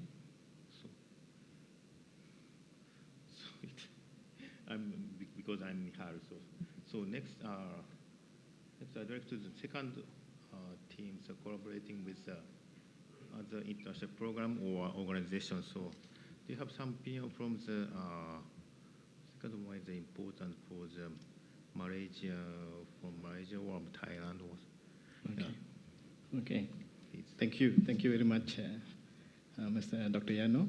Okay, so from Malaysian perspective, I think just now Dr. Imoto showed the chart, right? I think more than half the proposals are coming from over the last 10 years. So half the proposals are actually coming from Malaysia. So we don't really have a problem in terms of promoting this program. But I was very happy to see also the roadmap, because the issue that we are actually having is on the take-up. Okay, we are producing a lot of great technology. Malaysia, in fact, MIMOS at the recent innovation event in Malaysia, we won the overall award. We won 17 gold medals. In fact, one of the programs selected here from Dr. Chung won the overall award. So the most innovative project in Malaysia. And that's one of the programs selected in Malaysia. Even when you look at the Global Innovation Index, Kuala Lumpur was placed 93 last year and 86 this year. Largely because of MIMOS, we produced a lot of patents, and that was mentioned in the article. So we are producing a lot of technology. So when Dr. Bodia just now mentioned about the entrepreneurship program, and Dr. Imoto mentioned the roadmap towards achieving, that is actually our Achilles heel, meaning that this is the problem. We produce a lot of good tech, but we don't know how to proliferate it, how to get it out to the people, get it out to the market. In fact, in 2015, we developed this communication technology, a mesh system, intelligent community. We went in, it was funded by the Ministry of Science, Technology and Innovation in Malaysia. At many different remote sites, we went and deployed it, and they loved it. The people there loved it. But the problem is, after 2 years of the project running, there was no sustainable model. How do we sustain this? The government paid for 2 years, but after that, how do we sustain it? So I think it's very important in this type of projects to include the Faculty of Business in seeing how do we sustain projects. In US, I did all my education at US. We do this a lot. We bring in the Faculty of Business when we are formulating the projects, and their job is to see how do we sustain these projects, because the government will only give funding, a limited funding for a certain period. But after that, how do you continue? So I was very happy to see just now Dr. Boida as well as Dr. Imoto showing this roadmap towards a sustainable project where the technology is proliferated and diffused everywhere, not just within our country. and how do we do it among the ASEAN countries as well? Okay, thank you. Thank you very much. I think as you said, smooth sustainable model is very important. So deploy to your technology, creative technology to the societies. So how do you think about Chai-san? Okay, thank you very much, Dr. Yano and colleagues from NICT and ASEAN. Thank you very much for giving me this chance to share. First of all, congratulations to the 10 years of ASEAN IVO. I've been with the ASEAN IVO since the beginning, so it's very old friends here. I can see the ASEAN IVO as a platform for collaborative initiations, as well as a frontier or societal technologies that can we have been developed from many projects under ASEAN IVO. I could give some examples of some successful projects related to agriculture, technology in Thailand, environmental technologies that we work across many countries in ASEAN. One of the good example is that we already set up some systems for disaster monitoring in the northern part of Thailand, and it's still actively used in the for landslides monitoring. And also we are aiming to extend this disaster monitoring to cope with the PM 2.5 problems in the northern of Thailand. So this could be, disaster is not the one that only happened in Thailand, but it across the areas. So it's a good chance that we can use ASEAN IVO as a platform to work together in several topics that must be working across many countries, like agriculture, cultural things, digital cultural technologies, tourism, disaster monitoring, for example. I would give some perspective on how can we extend the work to other programs and organizations. I could say that actually in Thailand we thinking about our roadmaps, organizational roadmap at the beginning, and we see which topics is good for to have collaborations among ASEAN members. So we propose those topics to the ASEAN IVO fundings. So it's really, close to the roadmap of our organization, actually. So the keys of successful is that whether we can step up from the idea to the small-scale implementation or not. If so, we can, seeking for co-funding from other programs, including our domestic funding agencies, as well as the extensions of ASEAN dialogues partners that can propose some. We can propose some projects into those funding. APT is one potential that you can see that we can get some funding from EBTJ. Yes, that one is the one that Thailand has been trying to do so.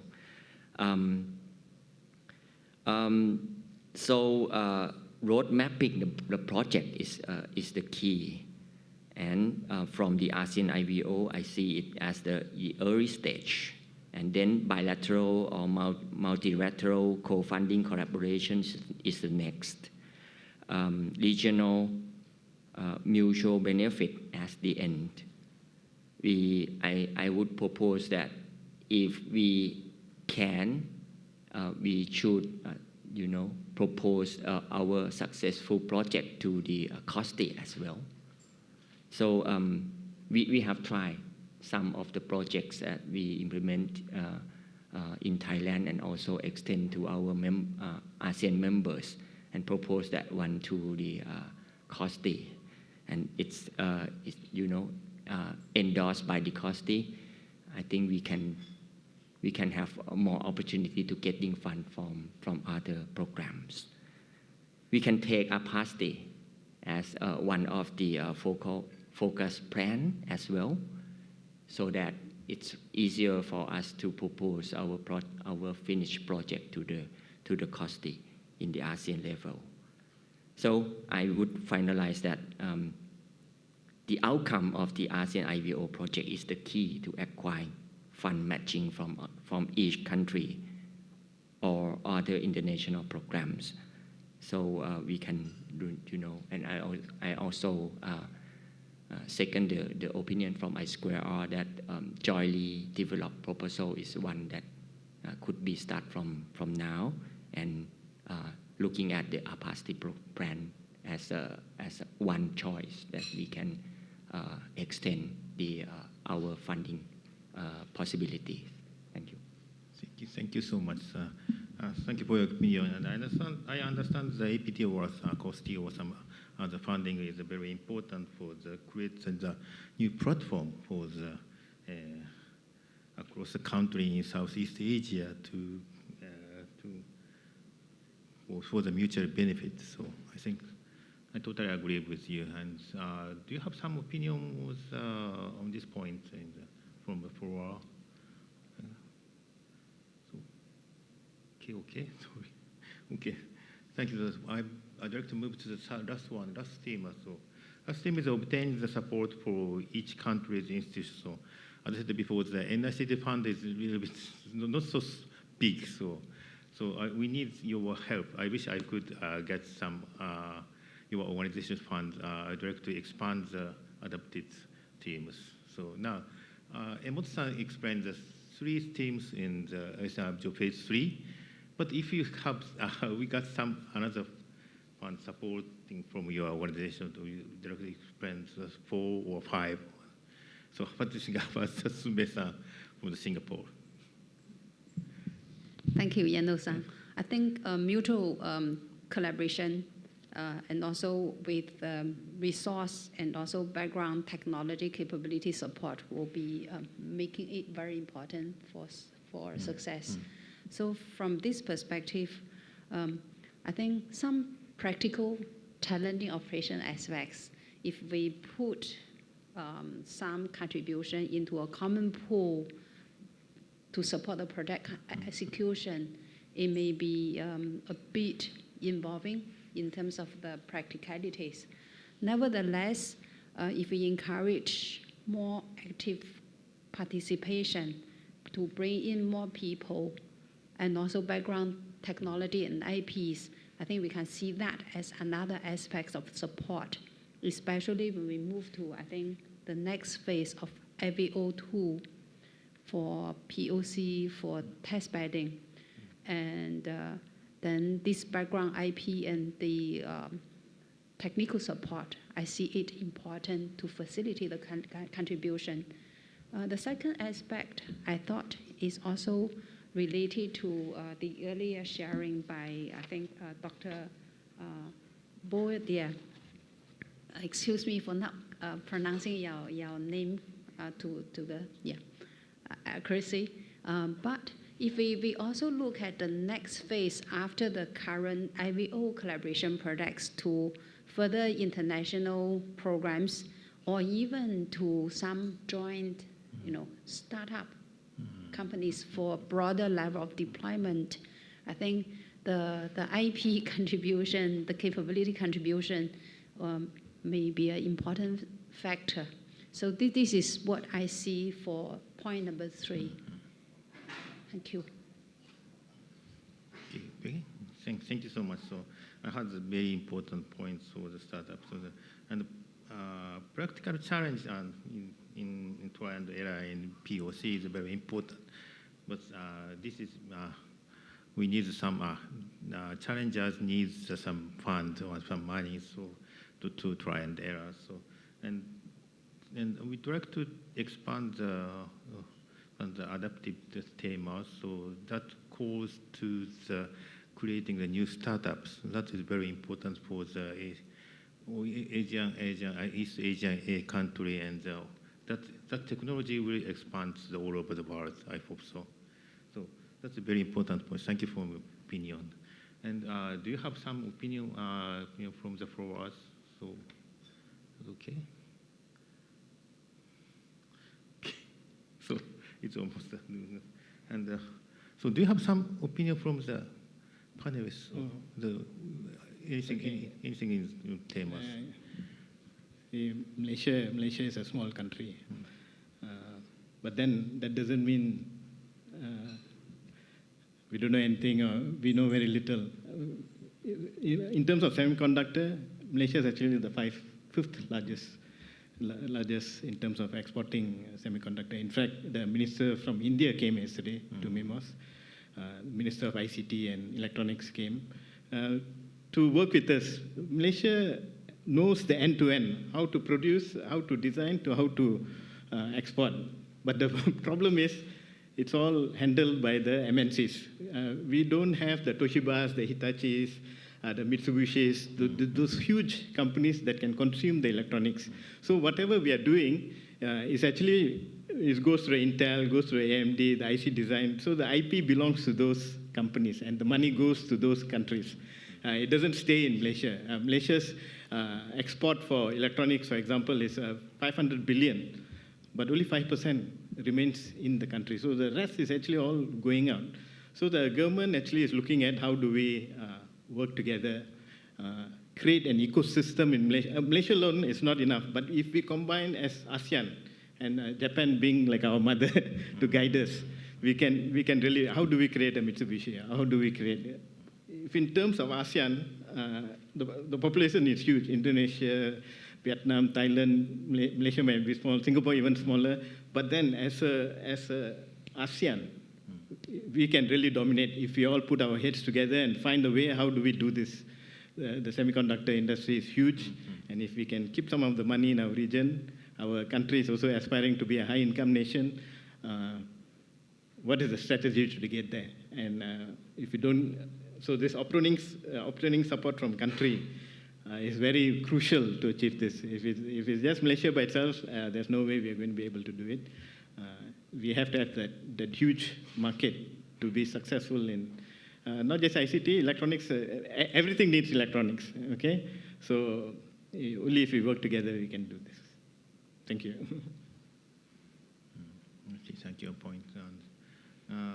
It's a very difficult. Yeah. You have some. Could you please explain your opinion? Yeah, for discussion. Thank you, Malaysia. I have also experienced. This is what we trying to do in ASEAN COSTI. This is initiative from Indonesia. In order to make the sustainable funding for the future, we do the research at home and providing the funding scheme. So whenever and whoever do the research together in Indonesia will be financed by Indonesian side, Indonesian government. So BRIN basically. So we're trying to propose like some activities project. Of course, focus on the issues which is enlightening in Asian regions, but also in Indonesia. By having that program, we can make sure that the sustainability of funding will be there, because Indonesia put some money on that activity. So in ASEAN COSTI, this activity is under discussion in COSTI and BAC Board of Advisory. Hopefully for the next meetings in ASEAN COSTI, it will be also discussed. But from this experience, I can assume that this kind of mechanism will be also good for collaborations among ASEAN IVO as well. For example, that we have, it is a activity in the banana, in the wild banana for food. That's the research in the banana. But that is not just only researching on the breeding of the banana to find the good genetics of the banana, starting from the research starting from the region side and up to the national side and nationwide. And it's open for international already. And we provide the funding for the researcher from anywhere to come to Indonesia to do this research. And we can also make like the same project like this to other focus, for example, in ICT. So this is my idea. Like Malaysians said that it is, so we are not just only rely on the Dialogue Partners Fund, but also funded by the original fund by from the Asian member state itself. So it is more sustainable. Thank you. Thank you.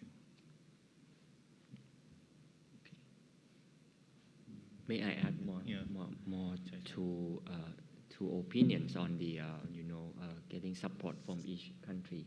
I think the ASEAN IVO style, starting from having one country is proposing for one topics and then trying to ask our ASEAN members, potential ASEAN members, to join together. That's the one way. But actually, after the project finish, we can extend to more countries. But the one thing that I saw is that we will really limit to look at the finished project, whether we can use those system to extend to our country or not. So visibility of the finished project is really important. I will encourage each country to see the already set up systems and see whether we can share this system to other new countries in the ASEAN. A good way is to make it open sources, if you can, making an open source communities, and you can ensure that the startup and business sector can be growth from the open source community as well. We ensure that. And this is really, corresponding to the way that we're trying to use to do talent mobilities and startup incubations. So this is one opinion. Thank you. Thank you, Chai-san. I see your point. At the first stage, in the early stage in the ASEAN IVO, one problem in one country is how to solve problems in countries. But now we are collaborating with each other for 2 countries, 3 countries, so maybe the 4 or more countries have a hand-in-hand and good, create the good results and good technologies. So that I believe that is, and you said open source. You mentioned open source. Open source is very important. So IP or something like some benefit is very important, but open source is easily spread all over the Asian countries, all over the world. That creates our human life is very better, much better. So I think that is a very important point. And I think that it's so thank you, sir. Thank you for your opinion. And what do you think about from forward? Do you have some opinion or to expand the, yeah, please. Okay, thank you very much. I come from Vietnam.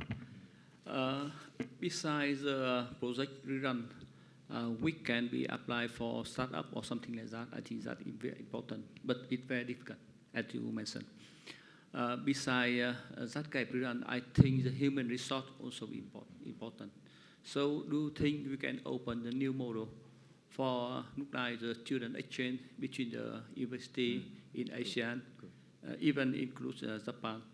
And also, do you think you can open some competition for students, for university students, or even for young researchers? So we can open some kind of topic. We design some topic for sharing the the requirement from some country, look like the Thailand, Cambodia, Vietnam, something like that. And we ask all the young students, young professors from country to share the idea. So if that kind of model from Vietnam, we can attend, and even we can have the the bucket for that kind of activity. So thank you very much. Thank you very much. I see your point that the fostering the young research and research people is very important in Asian country and Southeast Asia and including Japan. But that is a very important point in the whole of the world. So create a new good society. Thank you very much.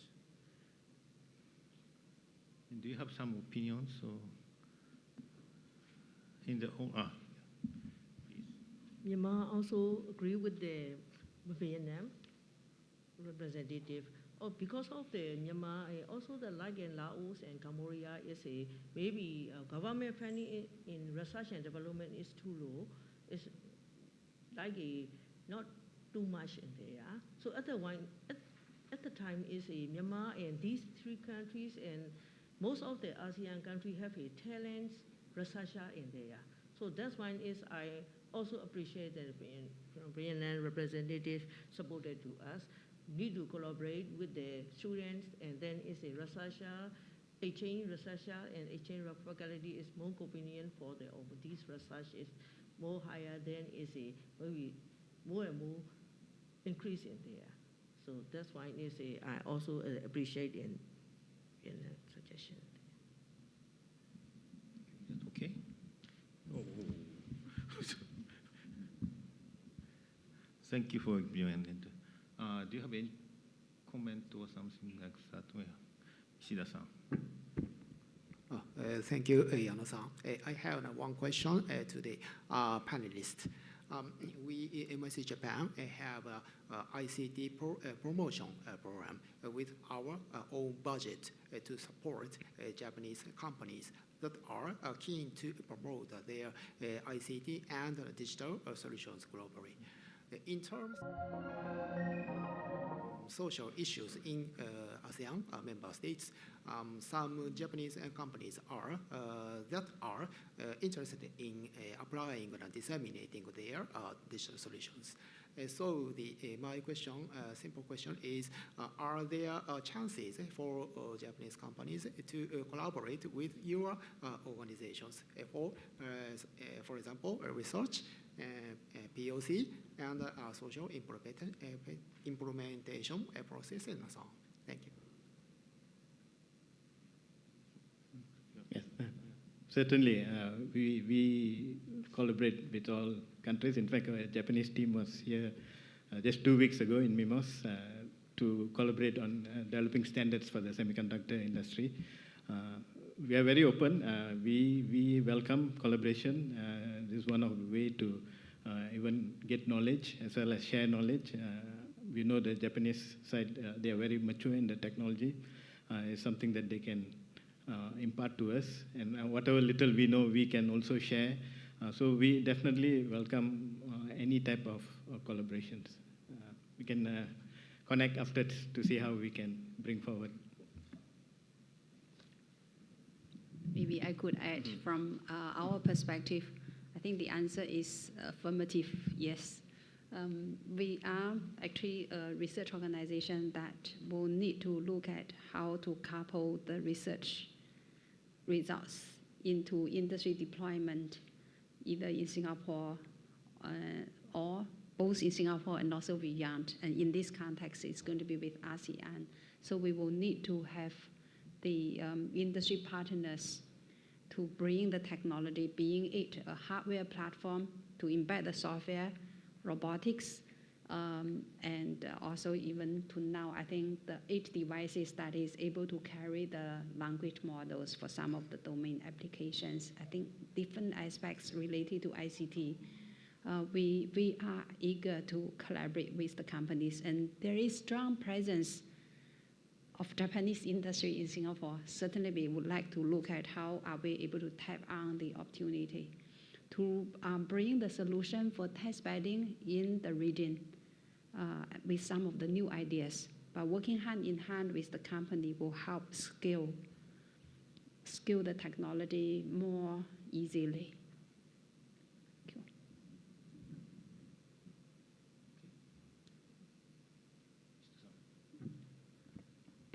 thank you for your very different comments and productive comments. So the MIC Japan has had a very long, good collaborative history with NICT Japan for developing the research from the basic research and advanced research and social implementation with seamless progresses. So the now the this ASEAN IVO is quite an important platform, I think, for the development of the main lead research and development processes. So the we are also the keen to promote the social, so-called digital and ICT social implementations, not only for the businesses, but also the resolving the social issues in the ASEAN member states. So the I believe there are a lot of potentials with the collaboration between the Japanese side and the ASEAN IVO member states. And once again, thank you very much. Okay, thank you very much. So it's almost closing the panel discussion. Thank you very much for attending. And we'd like to, today is a remarkable 10 years anniversary. So I'd like to step into go ahead to the next 10 decades, next decades. So thank you very much for your attending panel discussion. For all, I will conclude this panel discussion with applause for the panelists and attendees. Thank you very much.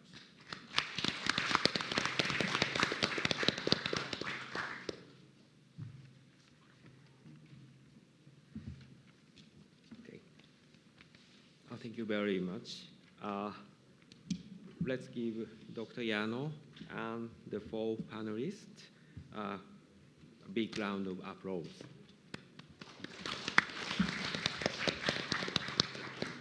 Thank you very much. That concludes our morning session. It's not time for lunch. I'm very sorry for behind the schedule. Lunch is served in the room next to ballroom 1. It will be served buffet style. Please enjoy your meal. Lunch will last for 1 hour. So please return to this room. 2 p.m. All right, yeah, please do.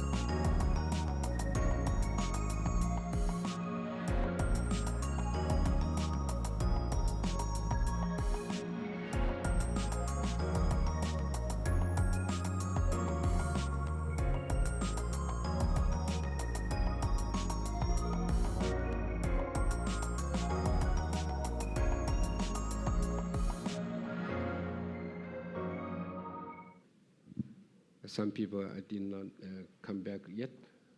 So let us wait 2 or 3 minutes.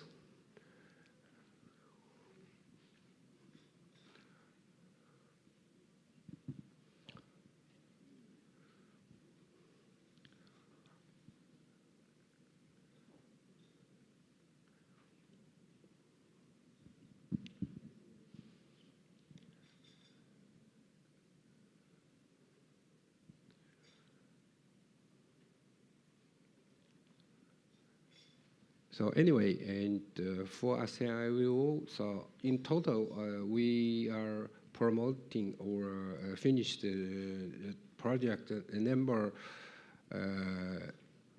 is 52. And so I would like to show you the one slide that just I explained this morning.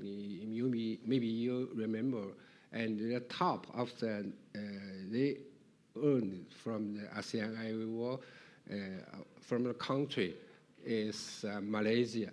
They had and have the 18. So the second is from Thailand, and the third one is from Vietnam. So this session of the afternoon, I would like to invite 5 speakers from the project leaders of the ASEAN IVO project. They are already finished. And so first 2 came from Malaysia, and the second 2 from Thailand, and the last one from Vietnam. So anyway, let me invite the first speaker from Malaysia and UPM, Professor Sally. Welcome. Please come to the stage.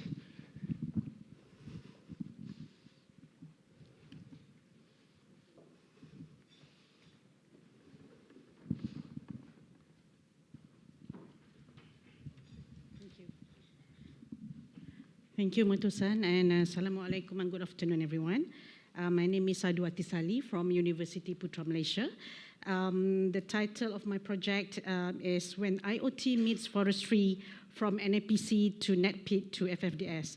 So I would like to take this opportunity to thank NICT especially for inviting me to come to this beautiful city of Bangkok and to stay at this beautiful, equally beautiful hotel that I really love. So you can see here the logo of ASEAN IVO as well as APT. Here, because we receive funding from both organizations. So thank you very much, NICT, ASEAN IVO, and APT. And currently we are funded by Sarawak Forestry Department or Jabatan Hutan Sarawak just recently. Okay, so I will tell about the story or the flow of this project starting from NAPC. So if you notice this, it happens almost on a yearly basis how we have this transboundary haze in the region. So Malaysia, Indonesia, even Thailand is not exempted from this episode of transboundary haze. We had one just recently, a couple of months ago, but these photos were from 2019. So you can see how the sky was red in Jambi, Indonesia, and this was in Kuala Lumpur. You can see the Twin Towers here, and this one was in Badas. So from there, we know that this transboundary haze give a lot of impacts, not only health impacts, but environmental impact, especially when one of the reason of this peatland forest fires or transboundary haze is from peatland forest fires. And we know that in the equatorial region or tropical region, peatland forest fires is the majority of the peatland forests in the world. So peatland forest is special because it stores carbon storage. So when it is on fire or when it is burning, it's like releasing carbon, what it is storing all this while. And we also know about the health impact when you are breathing the air during the transboundary haze. You can have all these issues, health-related issues, respiratory illness, as well as economic impact due to reconstruction, health, transportation, tourism, etc. So you can see this is the lung of a non-smoker teenager, but the lung is affected because of air pollution. And we align our project with the policy. Specifically in Malaysia, we have this, we call it like peatland forest distribution in Malaysia. So we align in terms of technology-based peatland management, peatland forest management, sustainability. So from that in mind, we propose an IoT-based system to help monitor the peatland forest better. What we did, or what we proposed, was an IoT that deploys ground sensors as well as weather sensors in peatland forests to help the forest rangers better monitor the peatland forest. So from that idea, we have managed to secure NPC project through ASEAN IVO grant in 2019. So we were delighted that our project was highlighted just now during the panel session. And in 2021, we would like to thank COSTI as well, because COSTI was one of the partners in ASEAN US Science Prize for Women. So I won the prize, honorable mention, in 2021 under the theme Clean Air, Clean Water. So I used this project as the case study for the award. And in 2022, thank you to APT for awarding the grant to us, and we call this project NetPeat, Network ASEAN Peatland Forest Community for Transboundary Haze Alert. So we extend the project from NAPC, including more features, and we managed to secure the fund from APT through the Government of Japan EBCJ. And we keep on applying for grants, keep on applying for awards. And in 2024, we won gold medal in ITEX, which is an exhibition in Malaysia. And in 2025, recently, we got funded by Sarawak Forestry Department. So you can see this is Sarawak logo, which is, we call it Kenyalang, I don't know what's the word in English, and funded by Sarawak Forestry Department to deploy the system with enhancements to help monitor peatland forest fire in Miri, Sarawak. So in NAPC, we deployed the IoT system in 3 countries, primarily Malaysia, in Hutan Simpan Raja Musa or Raja Musa Forest Reserve, in Selangor, in Jambi in Indonesia, and in Badas, Brunei. We identified this peatland forest based on collaboration with the forestry department in each country. And then how we monitor this is we also validate with hotspots information from satellite through the meteorological department, and we strengthen our collaboration with the local community. So in Selangor we have JPNS, and we have restoration activities with the local community as well. So basically what we did was real-time IoT-based monitoring, and through the deployment of the IoT system, we see that there is no fire occurrence, especially on the plots that we monitor. And we use LoRa system, which is free as long as you transmit within the allocated frequency and within the allowed transmit power. And the cost of fire suppression, at least for Selangor, we save up to 1.5 million per year due to the avoidance or detection of early forest fire. Okay, so we take note on the peatland data analytics. So that's the IoT part as well as the machine learning part where we did our data analytics to estimate potential peatland forest fires. So this was our dashboard that we developed in NAPC. One of our collaborators is also MIMOS. So thank you, MIMOS. So they helped develop the dashboard. Yeah, and the telegram to alert the local community. So this was the dashboard that we developed. And then in 2025, our project got noticed by Sarawak State Office. Sarawak is in the Borneo side of Malaysia. If you notice, Sabah and Sarawak on the east side, and then Peninsula on the east side, yeah, and Peninsula Malaysia. So from Selangor, we migrated to Sarawak, and we deployed it in Kuala Baram, which is in Miri. Miri is also famously known for its oil and gas industry, and it is very close to Brunei. So you can see, it is actually a video, but I don't think I can play it now. So you can see how this happened. Also, peatland forest fire just recently in August 2025. So the state government is concerned about this, and through the state forestry department, we work together and we enhance the project from NAPC, by ASEAN IVO, NetPIT, from APT, and now from Sarawak Forestry Department. And we enhance it from the IoT system, just IoT, if you can see here in green box. We enhance it to the blue box, yeah, in FFDS, where we include satellite communications, integrated with LoRa, with 4G and 5G. We include we include AI for GIS, and we also want to measure CO2 emission from the peatland degradation as well as from the peatland forest fires. And to have more immersion of the peatland forest fire, we deployed high-resolution camera through visual IoT subsystem in Kuala Baram. So in Kuala Baram, we have a lot more features improved from the previous projects. And yeah, this is from NAPC and NetPIT, and then the whole thing with more enhancements deployed in FFDS, Forest Fire Detection System in Sarawak. So this photo was just recently taken in August 2025, just before our National Day on 31st August. So you can see that this is the IoT system that we deployed, and these are the staff from the Sarawak Forestry Department. And this time we learned that we have to engage the local community. And what's special about Miri is the native community there. It's Orang Iban, which is the native people in the area. So we want to get this technology to be adopted by the local community. So we engaged from them even before the project started through our collaborator, which is Sarawak Forestry Department. So you can see the native community was really happy when we arrived. And to be honest, you know, we brought gardenia bread. If you are from Malaysia or Brunei, I don't know whether you know. Gardenia bread is very like an important souvenir if you bring over to Sabah or Sarawak, because gardenia doesn't produce over there. You know, because of bread, they don't want to transport, and etc. So you can see in the box, they were really happy, and they said that they want to toast it together in their longhouse. Okay, so that was what we learned from throughout the years, especially from NAPC and NetPIT. And we pitched about the carbon storage, about CO2 emission, about the losses that we have to endure if forest fire happen.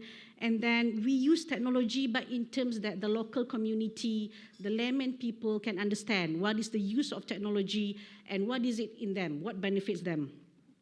Okay, so in terms of IoT and ICT development or research enhancements, we see that there are a lot of potentials in GIS or geospatial, and how we can integrate with visual, meaning from high-resolution camera in the targeted area. And we worked closely with meteorological department through Fire Danger Rating System, FDRS. And just to acknowledge that FDRS has been adopted throughout ASEAN through meteorological department in each country. So Alhamdulillah, the project has received all these intellectual properties, 1 patent and 6 copyrights we have. And we have been awarded with awards regionally, internationally, as well as locally. So this was from US Mission to ASEAN under US ASEAN Prize for Women. So I was thanking Kosti through their collaboration in awarding this award in 2021. So you can see the other awards as well. And we were widely covered through printed and social media, yeah, in the region, not only in Malaysia, but as well as in Indonesia and Brunei. So you can find more information about our project. So we have published 8 journals so far, so you can see how the project progresses throughout the years. And I would like to take this opportunity to pay tribute to Asai-san, Nobuyuki Asai, who was from NICT. I'm sure all the ASEAN IVO family know him. This was him. He just passed away a few years back. So I end my presentation with Assalamualaikum warahmatullahi wabarakatuh, and thank you. Thank you very much. And I'm very, very happy to see this project is still going up. We're happy to see you're still expanding the system as FFDS, yes. And from not only the system scale, but the area. Thank you so much. So any question or comments from the audience?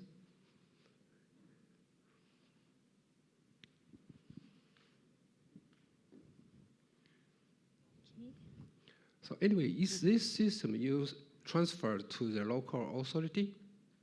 Transfer to? So didn't get you. Oh, I'm sorry. You transfer this system or how out the system to the local or the, how to say, cloud? The authority, I mean the management. Oh, authority. Yes.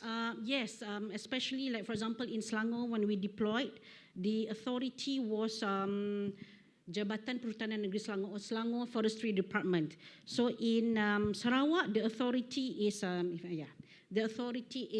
Sarawak Forestry Department. So because the peatland forest is a forest reserve, so the owner of the forest reserve is the State Department if it is in Malaysia. So we directly report to them. And in Sarawak, fortunately, the funding also is from Sarawak Forestry Department. So we learned throughout the years, for example, in Selangor, because it was the first time we did not engage with the local community before the project started. So they were like very defensive when they heard about the technology. You know, like people in the forest or in the rural area, they see technology as a threat. So we learned about that. We engaged with the community way before the project started. So this is what we did in Sarawak. Yeah. Thank you. Thank you very much. So any comment? It's okay? Okay, thank you very much for your presentation. Okay. So, and I would like the next speakers from also Malaysia, from Utah, and Dr. Tam.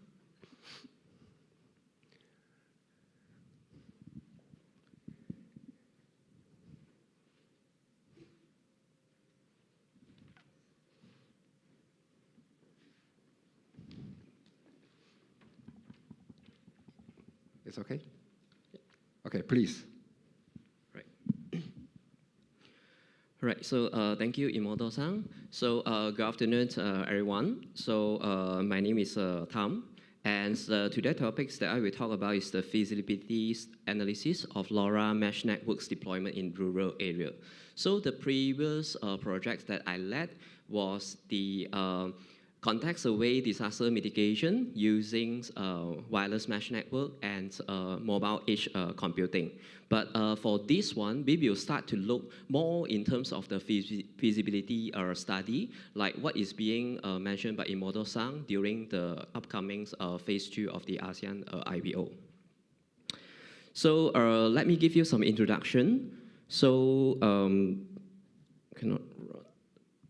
Right, so I think the video cannot run. It's okay. Let me just give you some visual explanation. You can try to imagine. So on the left-hand side, basically there is an app that is actually showing the current GPS location. If you can see the red color on the left-hand side, something to do with 718A. So this one is actually one of the LoRa mesh network that will periodically update the GPS location. Then you can imagine that if we place these, a lot of the mesh network somewhere around Kuala Lumpur, so each of them will actually try to exchange the telemetry information. For example, it could be the temperatures, it could be the humidities, it could be some kind of like air pressure. And let's come to the LoRa plus the mesh networking. So sounds a very good solution because what you will be promised is actually a very large coverage. So as you know, mesh networking means we try to extend the coverage of the LoRa peer-to-peer by sharing the packets, you know, through the intermediates and then through the routing. So to enhance the overall thing. And then the second good things about this LoRa mesh network is it will have a very high resiliency because of multiple meshed packets that might be arrived at the destination. But let's try to face the real challenge. So what if we just deploy them in the rural area? I think the first thing is you may think of, and maybe the main concern will be the power issue. So in rural area, we can't expect to have a lot of the suitables or maybe some very decent power supply. And then the second one is about the scalability. Let's say you are putting just 5 LoRa nodes. Is this really scalable enough? And the next one is if you want to expand them to really some big area, how about the complexity? So we need to take account into all these practical constraints when come to the follow-up of the previous ASEAN IVO project. So what we do is actually, for this round, we still partners with MIMOS. I want to highlight especially to Mr. Fairuz. So I was collaborating with him. So what we did is actually we do the real site deployment at an oil palm plantation. So pardon me for not able to review the actual site because this is the real site that the owner is not actually willing to reveal. But it's somewhere around Negeri Sembilan, is one of the state near, the, of course, part of the Malaysia. So what we do here is, if you see from the left-hand side, you can see that we have the nodes, basically 10 nodes. We put 10 nodes. And the distance is actually covered as you can see that. So we try to purposely to mix around. Some are actually maybe having maybe 1.5 kilometers. Some are actually quite close because we are interested to know that what will happen if we have a mix of the distance. And you can see for the pictures on the middle side, there's a node name. So the mean sea level is actually quite critical. So let me give you a first glance first. So what you can expect to see is that for those nodes that actually have the high mean sea level, so they likely will actually can do the direct transmission instead of doing the multi-hop. Okay, because due to the geographical area. And right-hand side is actually the real implementation. So all of our nodes is actually having the 5 meter, and then we are having the 3 dBi fiberglass antenna. And this is our network's configuration. So I think for this one, we are using the mesh static law. It's actually another mesh networks protocol. Inside, you can see we have the GPS, Bluetooth antenna, and then the LiPo battery. And for us to let the sustainability to come into this context, of course, we need to rely on the solar panel. Right-hand side shows the mesh statics configurations. I think it's quite standard. You have the 919 megahertz. I think this standard is also applicable to Japan, but different region may have different frequency or standard. So we need to do some checking. So the rest is quite common. We need to have transmission power 22 dBm. We actually can do some slight adjustment for the transmission power to make it more energy efficient. Then the antenna, like I mentioned, we have the 3 dBi. Maximum number of hops means that how many hops the packets actually can travel. Okay, so let's say 3 hops means you can expect the nodes can be 1, 2, 3, and then to another nodes through these multiple hops. And the rest, we just set the position broadcast interval to 30 seconds, and then the telemetry update intervals to 30 seconds to create some kind of background traffic. Otherwise, the whole things might be too idle, and then it may not be favorable to do some conclusions under this simple environment. So let's have a look at the hopping's behavior. So maybe we just look at the right-hand side. You have the routing behavior using the short fast. Basically, short fast you can see on the left-hand side. For the LoRa, we could have a lot of the different configurations. So for example, you have the short fast, short, short slow, short turbo. So the changes is only the spreading factors, and then you have the coding rate, and then the main thing is about the data rate. So for us, we tend to use a data rate of 10 kilobit per second. Because I believe that in this era, at least you need to meet the 10 kilobit. Otherwise, you just can't afford to collect the information in very slow manner. So here, maybe the left-hand side is actually showing the distance. Okay, so it's a bit hard to, if you see, so maybe we can see from the node 1. So you can see from the node 1, it actually, let's say 1 to 3, node 1. So maybe you focus node 1 to node 3. You can see there is a direct transmission. So the reason is because the distance between the node 1 and node 3 is quite short. Okay, and what we found out, the longest distance is around 2 kilometers. Okay, the distance for the LoRa things there.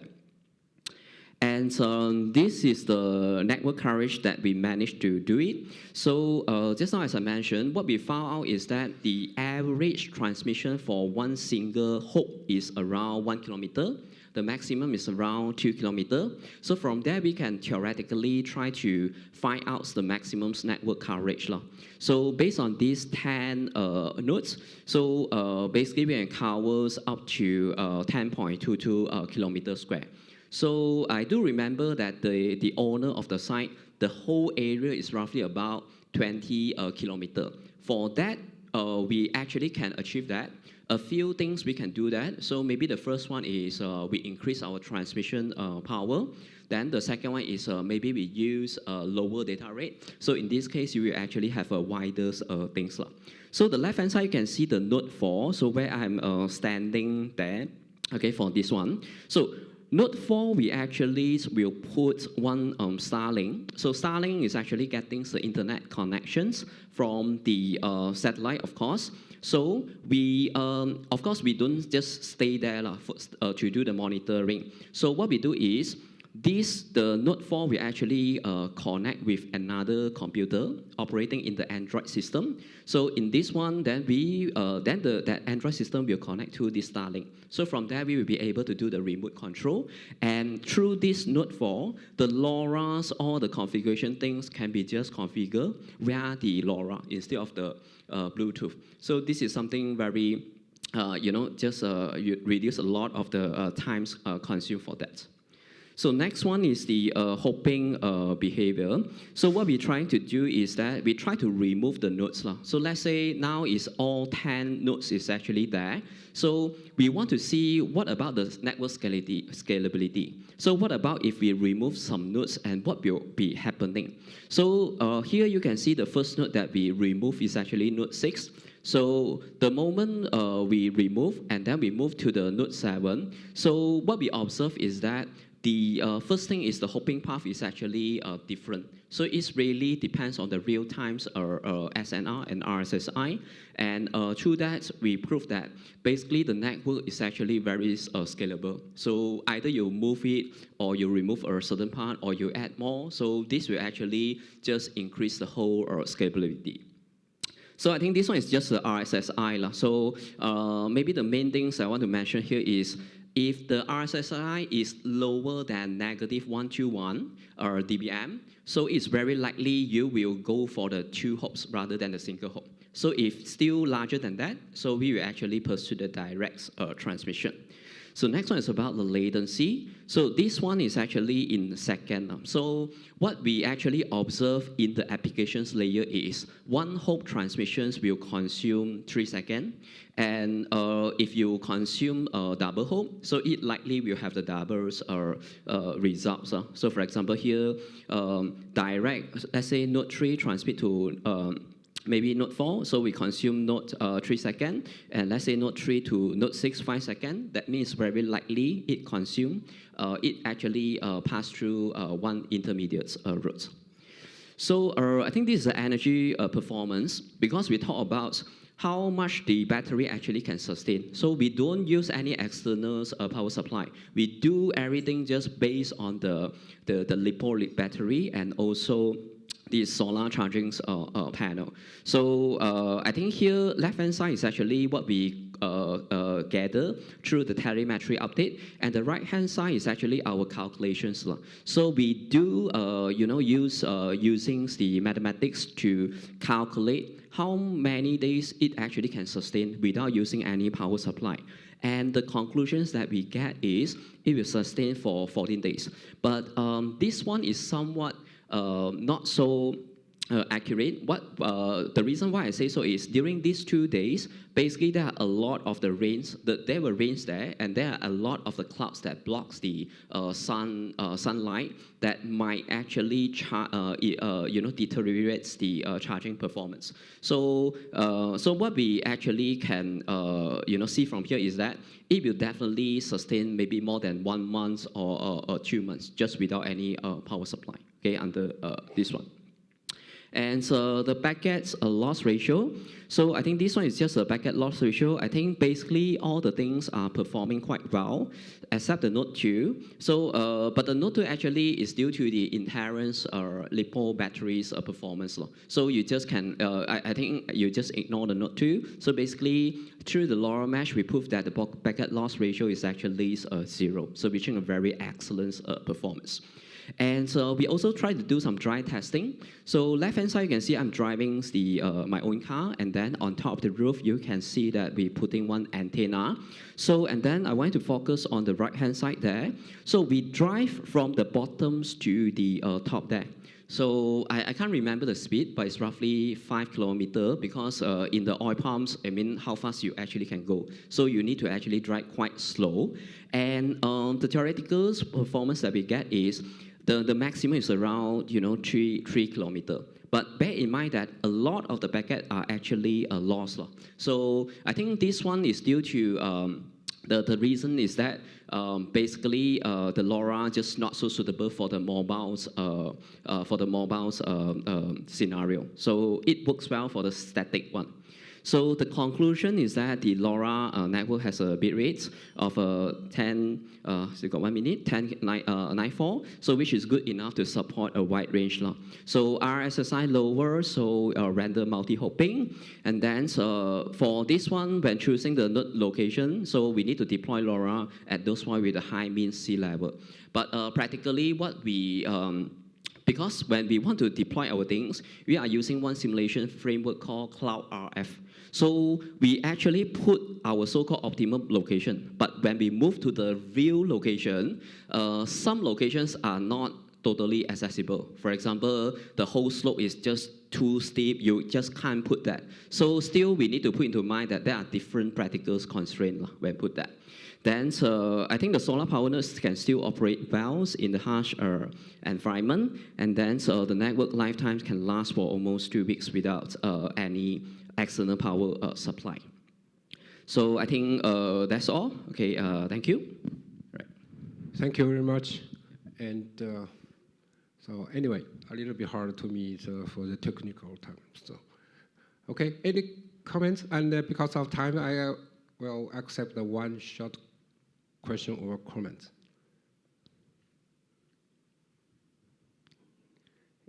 If no? Yeah, so yeah, just a little update about myself. Okay, so first of all, I want to thank ASEAN IVO. I think because of ASEAN IVO, it has a significant impact in my personal growth. As for information, I think next one I will move to some new role. So I will still be the adjunct professor in Utah. Let me update you that next one I will move to Berjaya as a general manager head of AI research. So I do welcome you all to have some continuous collaborations, be it for Utah or Berjaya's cooperation. Thank you. Okay, thank you very much for your presentation. Okay. So let me move to next. The next one will be Professor Prongchai. He came from Thailand.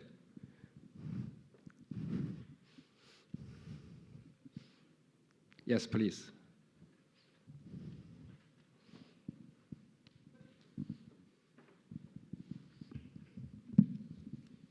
It's okay? Okay, please. Yes. Okay, good afternoon, everyone. Thanks again for the host to invite me here. So I'd like to talk about the activities, based on 2 phases of the project. The project name is GNSS and Atmospheric Data Products for Disaster Prevention and Aviation in Magnetic Low Latitude Region. So just a very short introduction that the ionosphere is a layer of atmosphere with the height from 50 to about 1,000 kilometers from Earth. And because it's ionized layer, it has free electrons with the effects from the sun. So during daytime, there are more electron density. At nighttime, there are fewer electron densities. This type of ionospheric irregularities will affect various technology. For example, it will affect communication, it will affect the navigation, particularly any technology that rely on GNSS or GPS, they are affected by this type of natural phenomenon. So in this project, it is actually a hybrid or the combination of the science perspective as well as the engineering perspective. So because the ionosphere and the ionospheric irregularities, it occurs naturally and it covers very large area. So in ASEAN region, there's a gap of equipment installation as well as the observation or measurement of data. So there was the motivation of this project to install more equipment, measure more data, and then analyze the data together. So during the phase 1 of this project, at that time, we had 5 institutes from 4 countries, Thailand, Myanmar, Laos, and together with Japan as well. So, and then later in second phase, we increased the number of members to 6 institutes and 4 countries. In addition, we add Cambodia to the second phase. So, like I mentioned earlier, so the target of these 2 phases of project is related to expand stations in the ASEAN region and also analyze some of this data together for various applications. There'll be some disaster prevention, particularly the disaster related to communication and navigation, as well as with application in aviation, for example. And so a lot of this data from different stations, they are transmitted to the server and then analyze data together to create the data products. The website is up here. You can take a look at the top. So in some activities in this phase, we expand the station in National University of Laos as well as the Yangon Technical University in Myanmar. And at that time, we added the GNSS receiver in these 2 institutes. Unfortunately, due to some political situations in Myanmar, so the station was removed afterward. And in addition, in this project, we also supported the installation of the radar station in Chumpon campus in the south of Thailand, and we get additional budget from the university as well.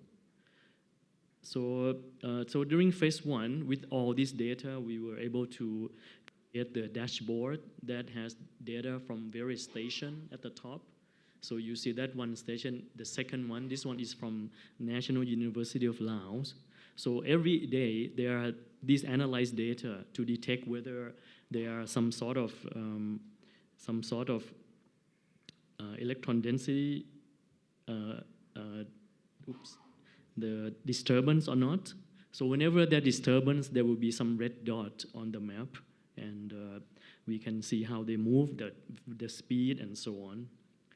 And in addition, if you look particularly on the right-hand side, so these are another data products that we can see the disturbance at each station, as well as some very well-known scintillation index. So for some of the data in 2019 from this project, we were able to count the number of days with the irregularities or some disturbance up there. And why is this important?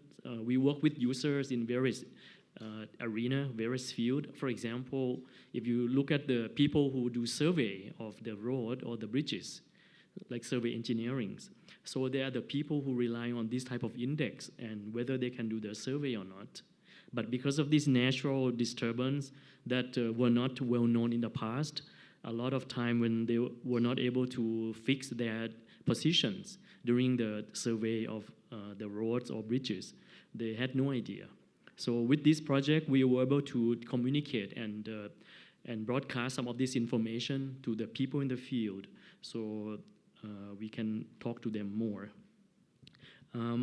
Additionally, in this project, we also proposed new methods how to mitigate the effects of this type of disturbances. And we were able to prove that with the local data injection into the algorithms, we can reduce the errors of this positioning at all these countries, in Cambodia, in Laos, in Myanmar, in Thailand, for example. And I mean, these results were already published in this project. Additionally, during phase 1, because of this installation of this receiver, like GPS receiver, but they're the high quality one, thanks to the budget from the ASEAN IVO project, there were some other tasks that came out, from this installation as well. So besides doing this analysis of the natural phenomenon, it turns out that in some station, in some countries that we install information, they were able to work with the local airport, the local users on jamming effects, which has originally received a lot of attention. Additionally, in some of these countries, especially as well as Thailand, some of this data, it turns out that during earthquake or before earthquake, the meteorology department in all these countries were able to utilize this data because before the earthquake, a number of studies have shown that you may be able to see some precursor signature before the earthquake. And during the earthquake, we could see that in the ionosphere as well. So with this installation of high-quality receiver, the data are not only used for ionospheric study, but they are also very valuable to various users. They are useful for earthquake, people who study this type of effect as well. So later, we also apply for phase 2 in the ASEAN IVO project. And so for the second phase, we expand the station further and now to Cambodia, as well as do some study for the Vietnam as well. So in this phase, it's quite similar. So a lot of data products are similar, but we expand station. In particular, what is important is we added the AI data products as well. So we wanted to go further. So instead of doing data measurement, data analysis, and you can have daily data products for various users, so we want to go further with the AI prediction and AI analysis. And so during this phase, we work with aviation people, we work with, for example, Thai Space Agency. So we came up with data product based on AI of some of this data. And an important part of this project is for phase 2, we were able to work with the Thai Space Agency to set up the Space Weather Operations Center. And it was the first time in Thailand. So with this knowledge, we were able to support them very much. And during the second phase, there were also some studies besides the basic GPS positioning. We also went into the RTK, which is more of the precise positioning, like the centimeter level. And in that area, we found more effects or more detrimental effects on the precise positioning.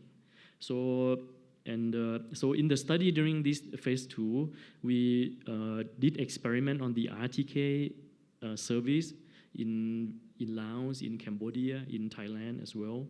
And so these are very useful for each country to see how they will affect the even more advanced technology. For example, for precise positioning in agriculture, precise positioning in drones, precise positioning in autonomous vehicles. If you remember that during last year, solar storms in May 2024, at that time, there was a very big solar storm that came to Earth, and in effect, one of the consequences is the effects on the ionospheric irregularities. And there were issues with aviation, there were lots of issues with agriculture. Some agricultural truck companies decided to close the service and warned farmers with big lands that you cannot do anything. You have to wait for 1 hour, 2 hours to to harvest your product. So this data are actually very useful, and because we allocate resources to get data in all these countries, so these are very valuable data sets to see how they affect locally. And so there were some trainings related to RTK during this second phase. There were also meeting workshop, during the implementation of ASEAN IVO as well. So the ASEAN IVO project really is useful to help for the seeding the budget for various countries to have very high quality measurement and data access. And so scientific contribution, we were able to publish jointly with all these countries 15 papers and 3 quartile 1 papers. And so the impact, of course, is related to the scientific merit that these are new knowledge, new data in the equatorial region, where it's very useful in the world. And through all these publication and meetings between countries, and as well as through international venues, many partners in Europe, in USA, they see the visibility of this region, of this information and research. And so I want to add last thing that I haven't put it in here, that so after this phase 2, we were able to extend the network. So now we work with researchers in Indonesia, which is BRIN, as well as researchers in Malaysia at UKM, as well as UTM as well. So we extend the data analysis together. We will have some joint publication very soon. And we were able to get more fundings from other agencies like the Thai-France Research Program, as well as the Asia-Pacific Global Climate Change Network, or APN, as well. So, okay, that's it for me. Thank you very much. Thank you very much. It's very nice to hear he's expanding the network of the system. Okay, and so any question or comments from the audience? Yes, please. Thank you for the good presentations and also for the output of the activities. I just want to know, because you have already works on the ground, what is exactly the most important insight that you get from the networking around those teams, and especially in varieties countries, number of countries as well as industry?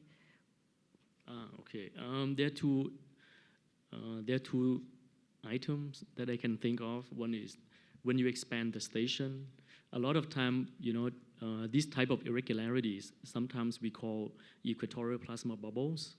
They are a group of non-uniform irregularities of electrons that travel. Some of the unknown questions that we want to answer is, some of the very great questions that we try to answer include the speed, how they travel from west to east direction, how far they travel, what's the lifetime, as well as, so we don't only look at the latitudinal extent, but we also look at the longitudinal extent as well. So we want to know the size and the severity of these disturbances. So in the publication from this project, it turns out that with this type of irregularities, sometimes they come into the finger-like pattern, sometimes they come in like the all-sky disturbance patterns.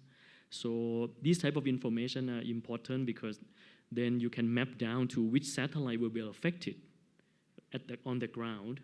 Because on the ground you can see a number of satellites, like GPS satellites, at all time.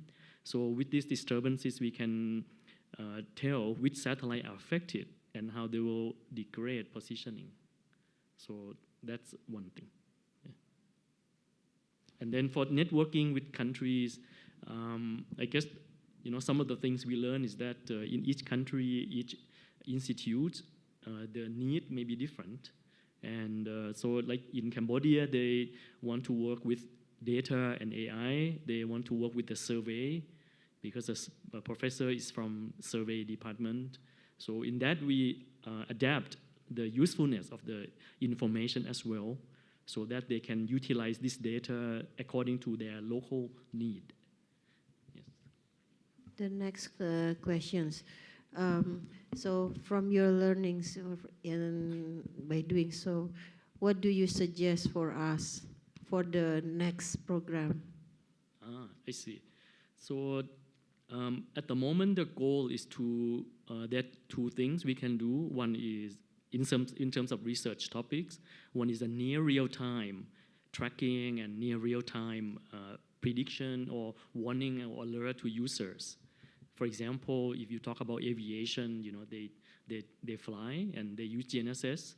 So a lot of time they rely on the nano database, which, you know, tell them, you know, which satellite is working or not working, but they don't incorporate this type of information.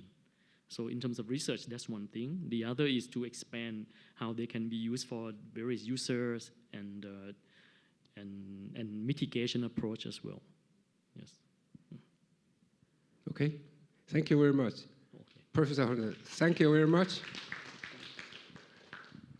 Okay, let me move to next. Next is also from Thailand, and Professor Somchai.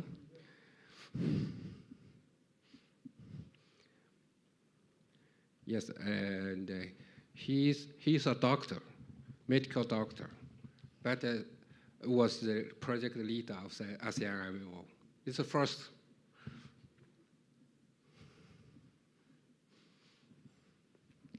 That's okay. Good afternoon. Please. President, Vice President, Director, Executive Director, NICT, Steering Committee, ladies and gentlemen. Today, I would like to thank NICT for invite me and support me to be here. I'm really happy to share of our project and to be proud why our project was selected in this year in phase 2. Right? Because I misunderstood because this is the first time that we got just a recent year that we finished our project. I think it's for final report. Therefore, my slide is prepared like the final report. Some slide I will skip and we will add up what we got or what we do or what we got the impact for next future. For our project, like 2-year project, start from 2023 and just finished this year. Right?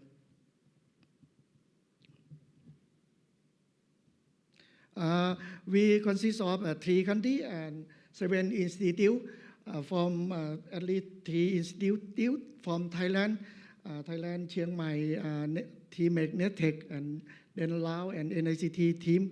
We have managed for our project for workplace, for construction of establish our model.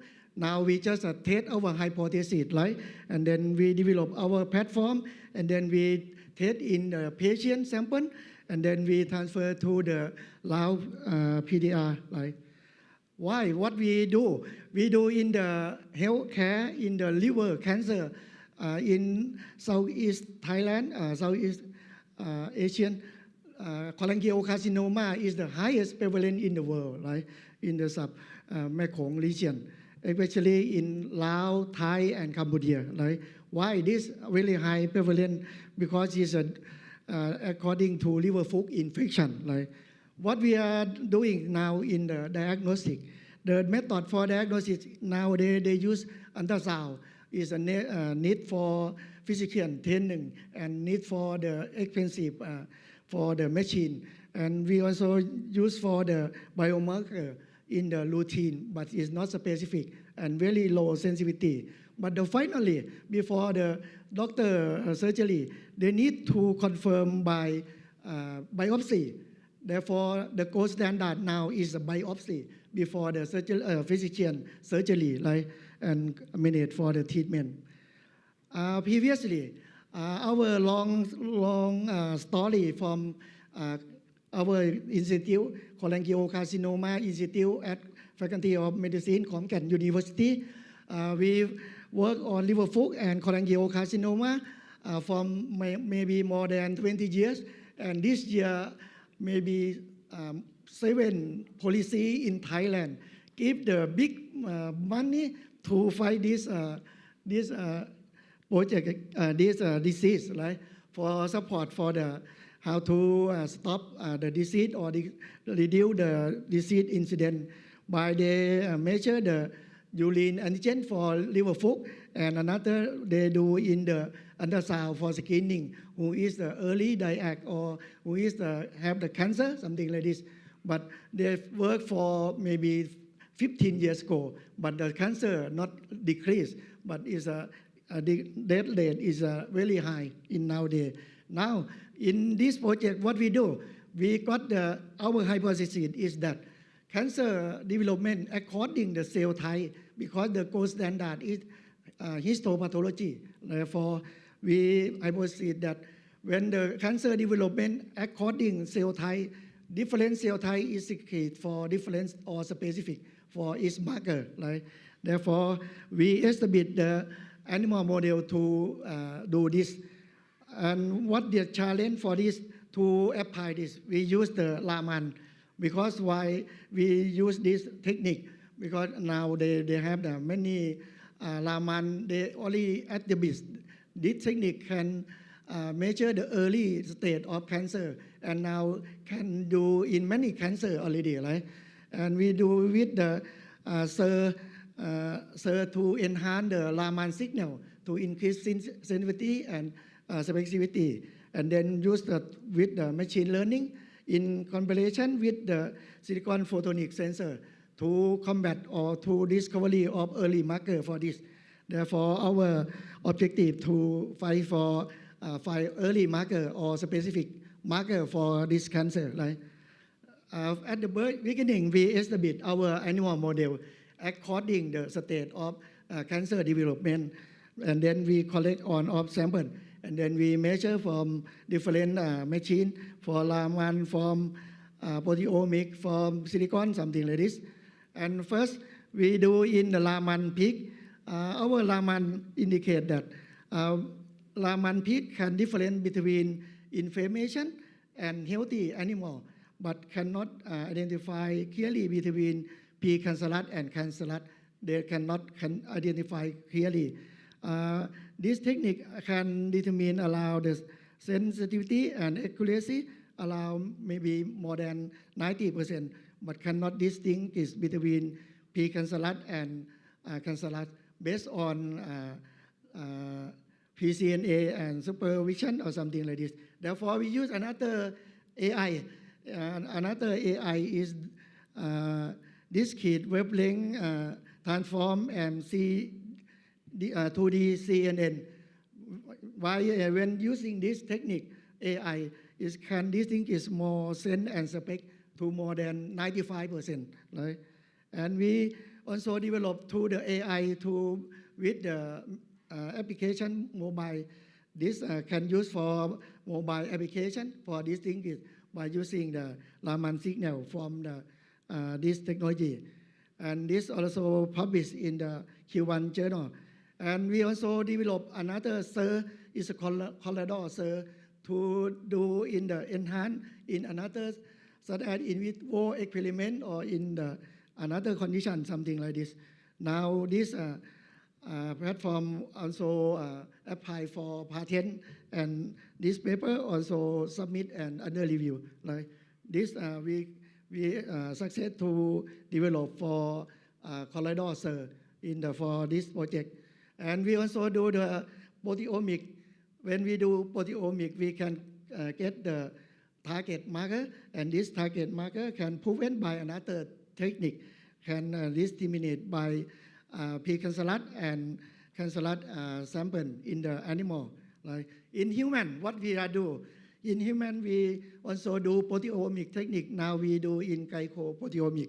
We find some target molecule, and then we can use our target to distinguish by routine marker, because our target can determine in routine automate we found that when determined by itself is very low sensitivity and specificity, but when combined with the standard tumor marker increase more than 90%. Now this paper under review and submitted already. Another human sample, what we do in Laman, we can do and separate different group of sample patients, cholangiocarcinoma, hepatocellular, and liver metastasis and healthy. We can identify when you come here and take the sample, serum sample, and then Laman, the peak of cancer different from healthy. We can see by naked eye, no need to use AI. But when we would like to distinguish among 4 groups, we cannot distinguish by naked eye. We must use AI. Therefore, what we do in next, we use AI this, and then when at the beginning we use in the linear regression model, and we can publish in this paper. Another, we also use another proteomic, and now also finish for this. And Chiang Mai, what we do, they fabricate for silicon photonic fabrication with a TMEC group. And then Lao group, what they do in the networking and establishment, because now they didn't have a networking, they didn't have a cancer register, and then under this project, I encourage to networking, allow the country, and then establishment from sample collection to do our project. Within this project, we can prepare and submit the first paper in cancer in Laos. Maybe our project is the first paper report from prevalent incident in the cancer in Laos. After that, if we have the chance, maybe we apply another project from cancer register from Laos. This is the first time that we establish. And after that, we also transfer our technology by collect sample from Laos patient to do in the phase 2. These are our activity in Laos.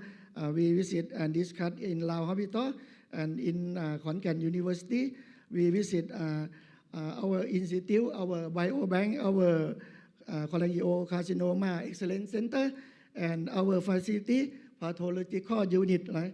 And also at the Chiang Mai University, that they have the biomedical engineering institute, Chiang Mai. They have can facilitate silicon photonic, and also they have the instrument for trial for do in the real sample already. And we have also interview and catch up of our project progression, and we also participate in the yearly report for at Laos and at Cambodia, right? And also since we report to our yearly report, therefore NICT team have see our project have potential to exhibit more contribution. They have discussed and how to expand more our project, expand or have the more networking, something like this. Our impact, what we got the publication already in Q1, and we got the copyright patent, right?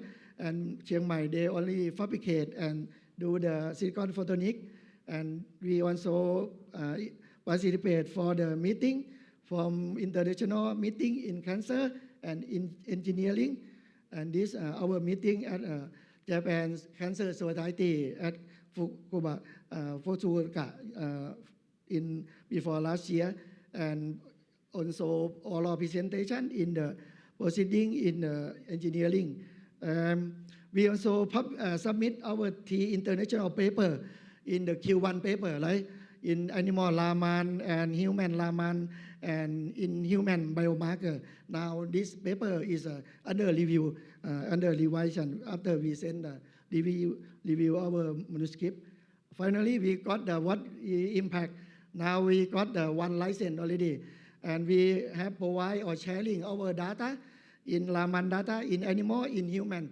We deposit in the website in Mandalay. If you would like to see or look for develop in machine learning, you can get in this, because we publish in with our paper in Q1 paper.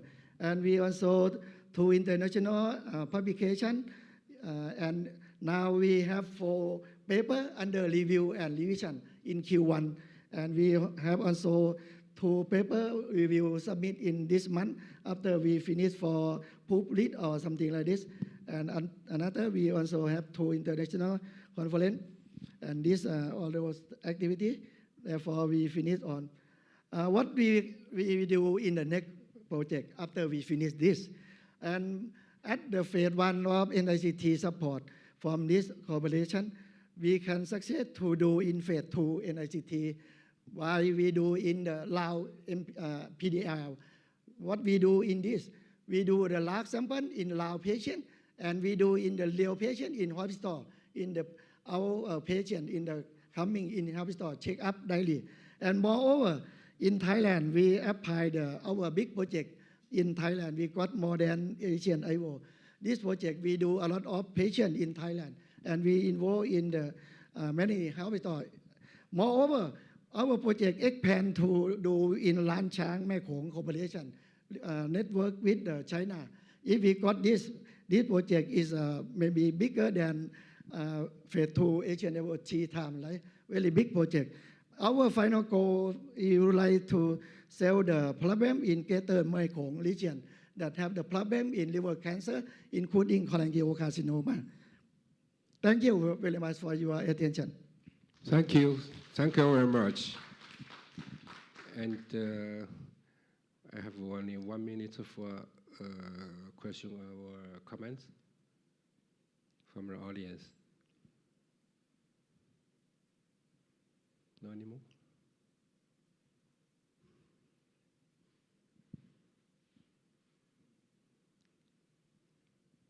It's okay. Okay, thank you, Professor Somchai. Thank you. Thank you very much. So last one, I would like to invite the speaker from the Vietnam, the Professor Xuan Nam Tron. Thank you very much.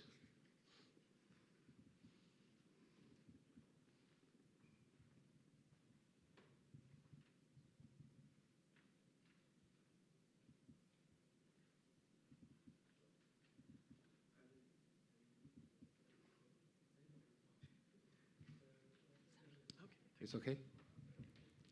Yes, please. Thank you very much. Good afternoon, distinguished guests, ladies and gentlemen. My name is Nam from Liquidon Technical University in Vietnam, and today I'm very honored to be invited here to present our result obtained through the project funded by ASEAN IVO.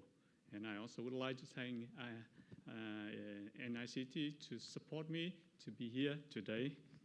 So the title of the project is an energy efficient, self-sustainable, and long-range IoT system for drought monitoring and also early warning. The agenda of my presentations include 4 parts. In the first part, I would like to give you a brief introduction about our research group, followed by project information that we have done. And we would like to share with you some post-project activities that we are continue to doing after finishing the first phase of project, and finally will be conclusion and future outlook. So about our group in Liquidon Technical University, we have an advanced wireless communication group with 5 official members from our university, and also 4 associate members from other university in Vietnam with 5 PhD students. And at the moment, we are doing on the area of machine learning for communications, and also with 5G related technology, such as UAV communications, full duplex communication, and others. And besides the funded project, we are also currently doing 2 other projects.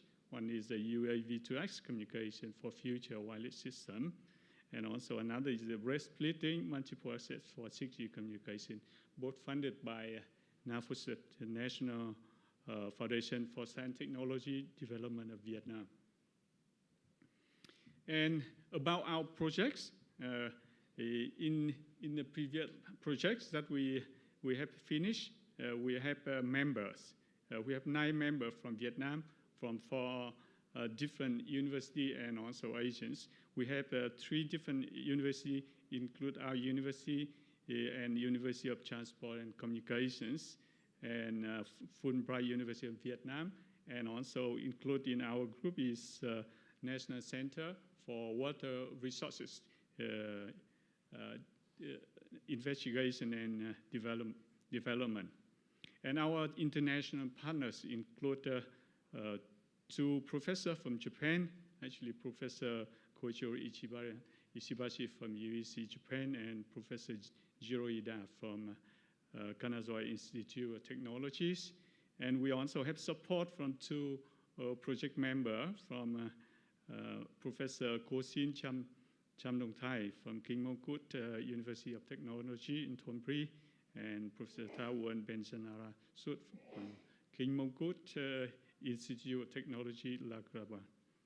And also another support from Dr. Dawan Lun from Maladaland University in Sweden. And the project objectives is, you know that in Vietnam we are very much affected by the weather condition, especially due to climate change like now.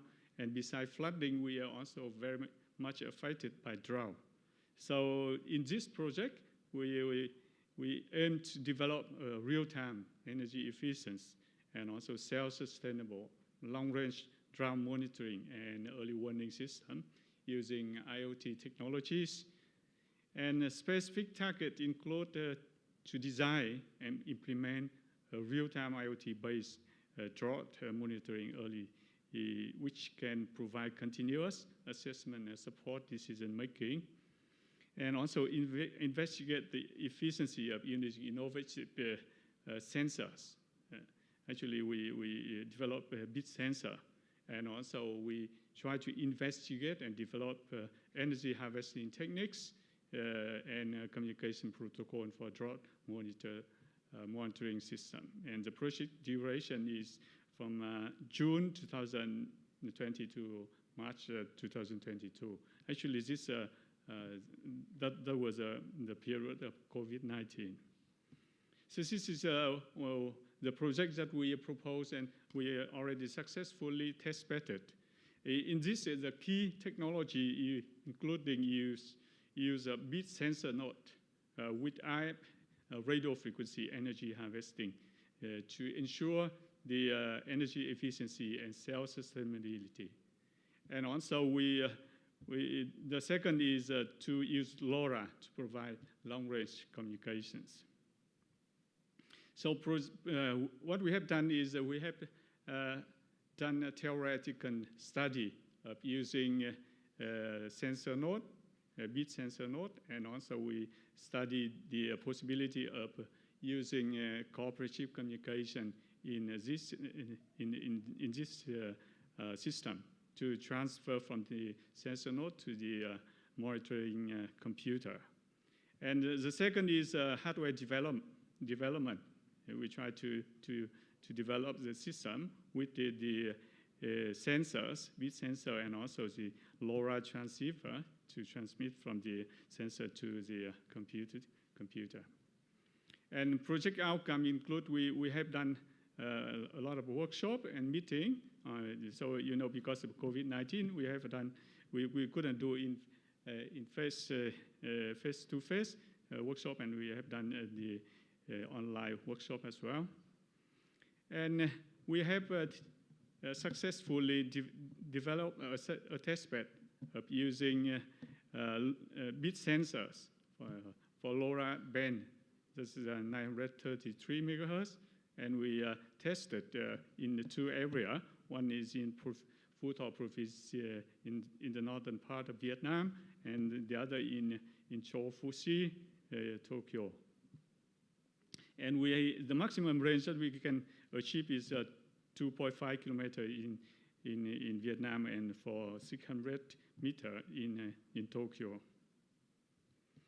And we successfully developed a bit sensor for LoRa band, and this is the specification of the LoRa, the bit sensor that we have achieved, and we also successfully developed the radio frequency energy harvesting circuits, which can harvest energy from radio frequency to support the battery of the sensors. And we also have developed the multiple bit sensor node, which include the temperature, humidity, and also water level sensors. And project outcome include, for theoretical and technical, we have 2 SCI scoped journal papers, and also 2 conference papers, and 1 technical report. And we successfully implemented our system in the water level monitoring near the Sông Hồng River in Vietnam, and also we can successfully transmit the sensing signal back to the computer and display it on the Google Maps, which indicate the node location and also information about the sensing signal. And post-project activity, it is unfortunate that we couldn't achieve further support and further funding, so we have not deployed our system further. But we expect to build or to further deployment of our testbed to the nationwide regions. And we have calculated that we need 731 monitoring nodes that we can cover on the area of Vietnam, so that we can have a drone map of the whole countries. So besides that, we have further to develop our technologies, outcome technology of previous projects to conduct research. And now the first one is that we try to build IoT gateway for environment monitoring by combining multiple communications protocols.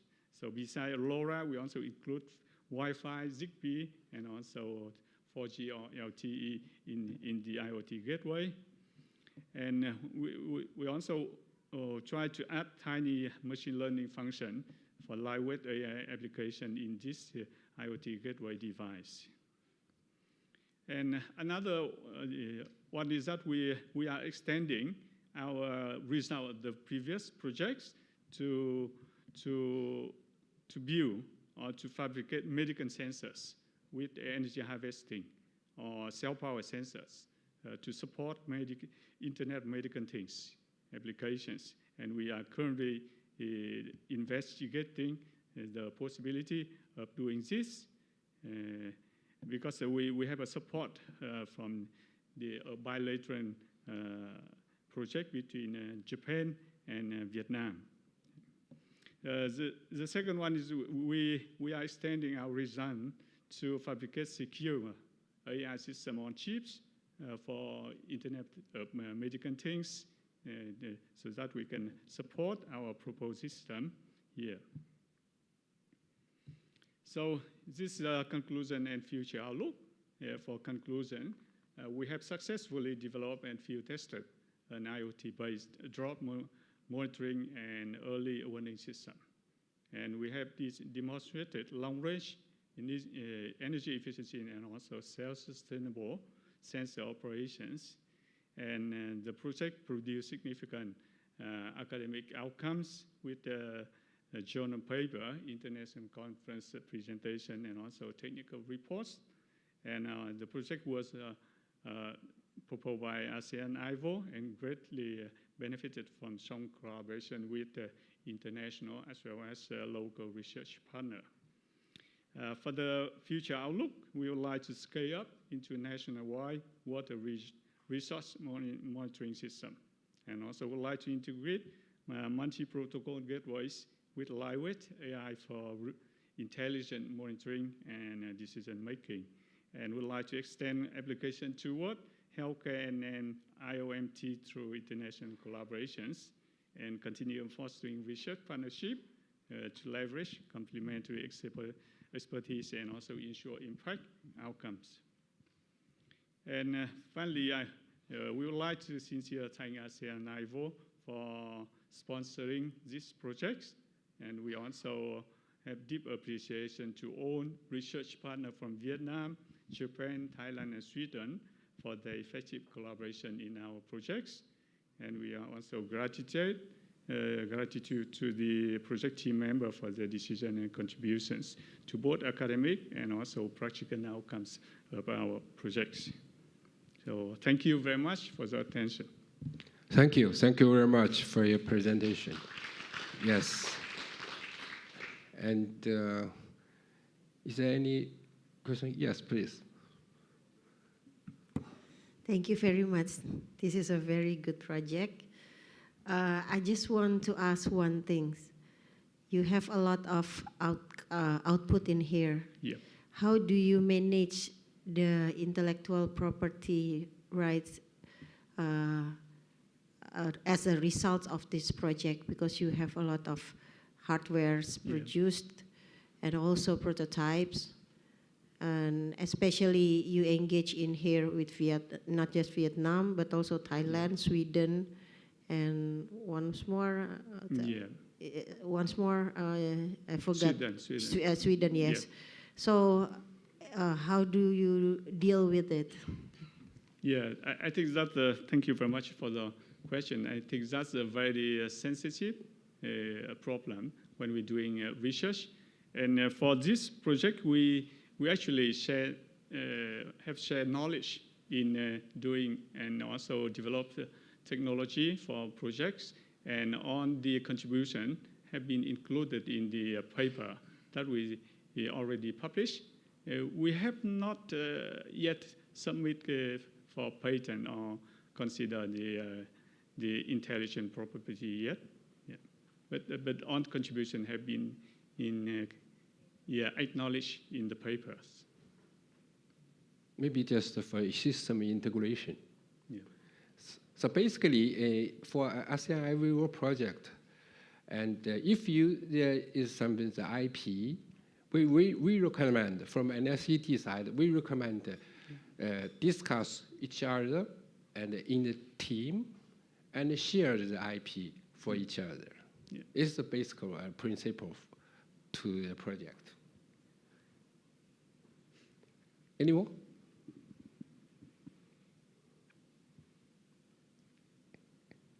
Thank you very much. I hope this system is growing up to a national-wide monitoring system. Yeah, thank you. Anyway, thank you. Thank you very much. Thank you. So this is the first session of the afternoon, and I would like to conclude this session and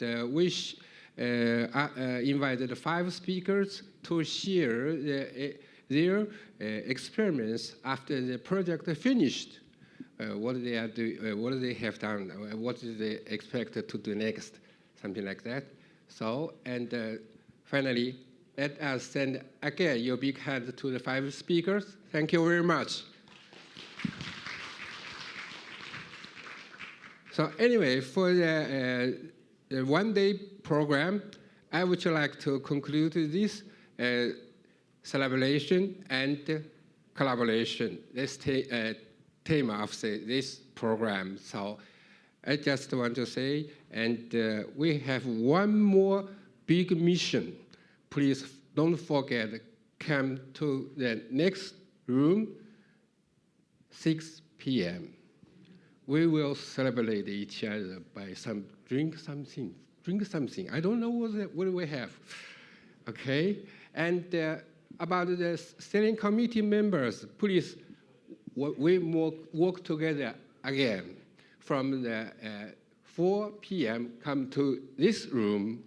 We will discuss some matter in details, okay? Okay.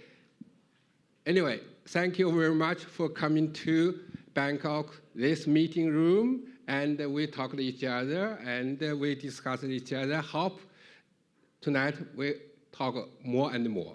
Thank you very much.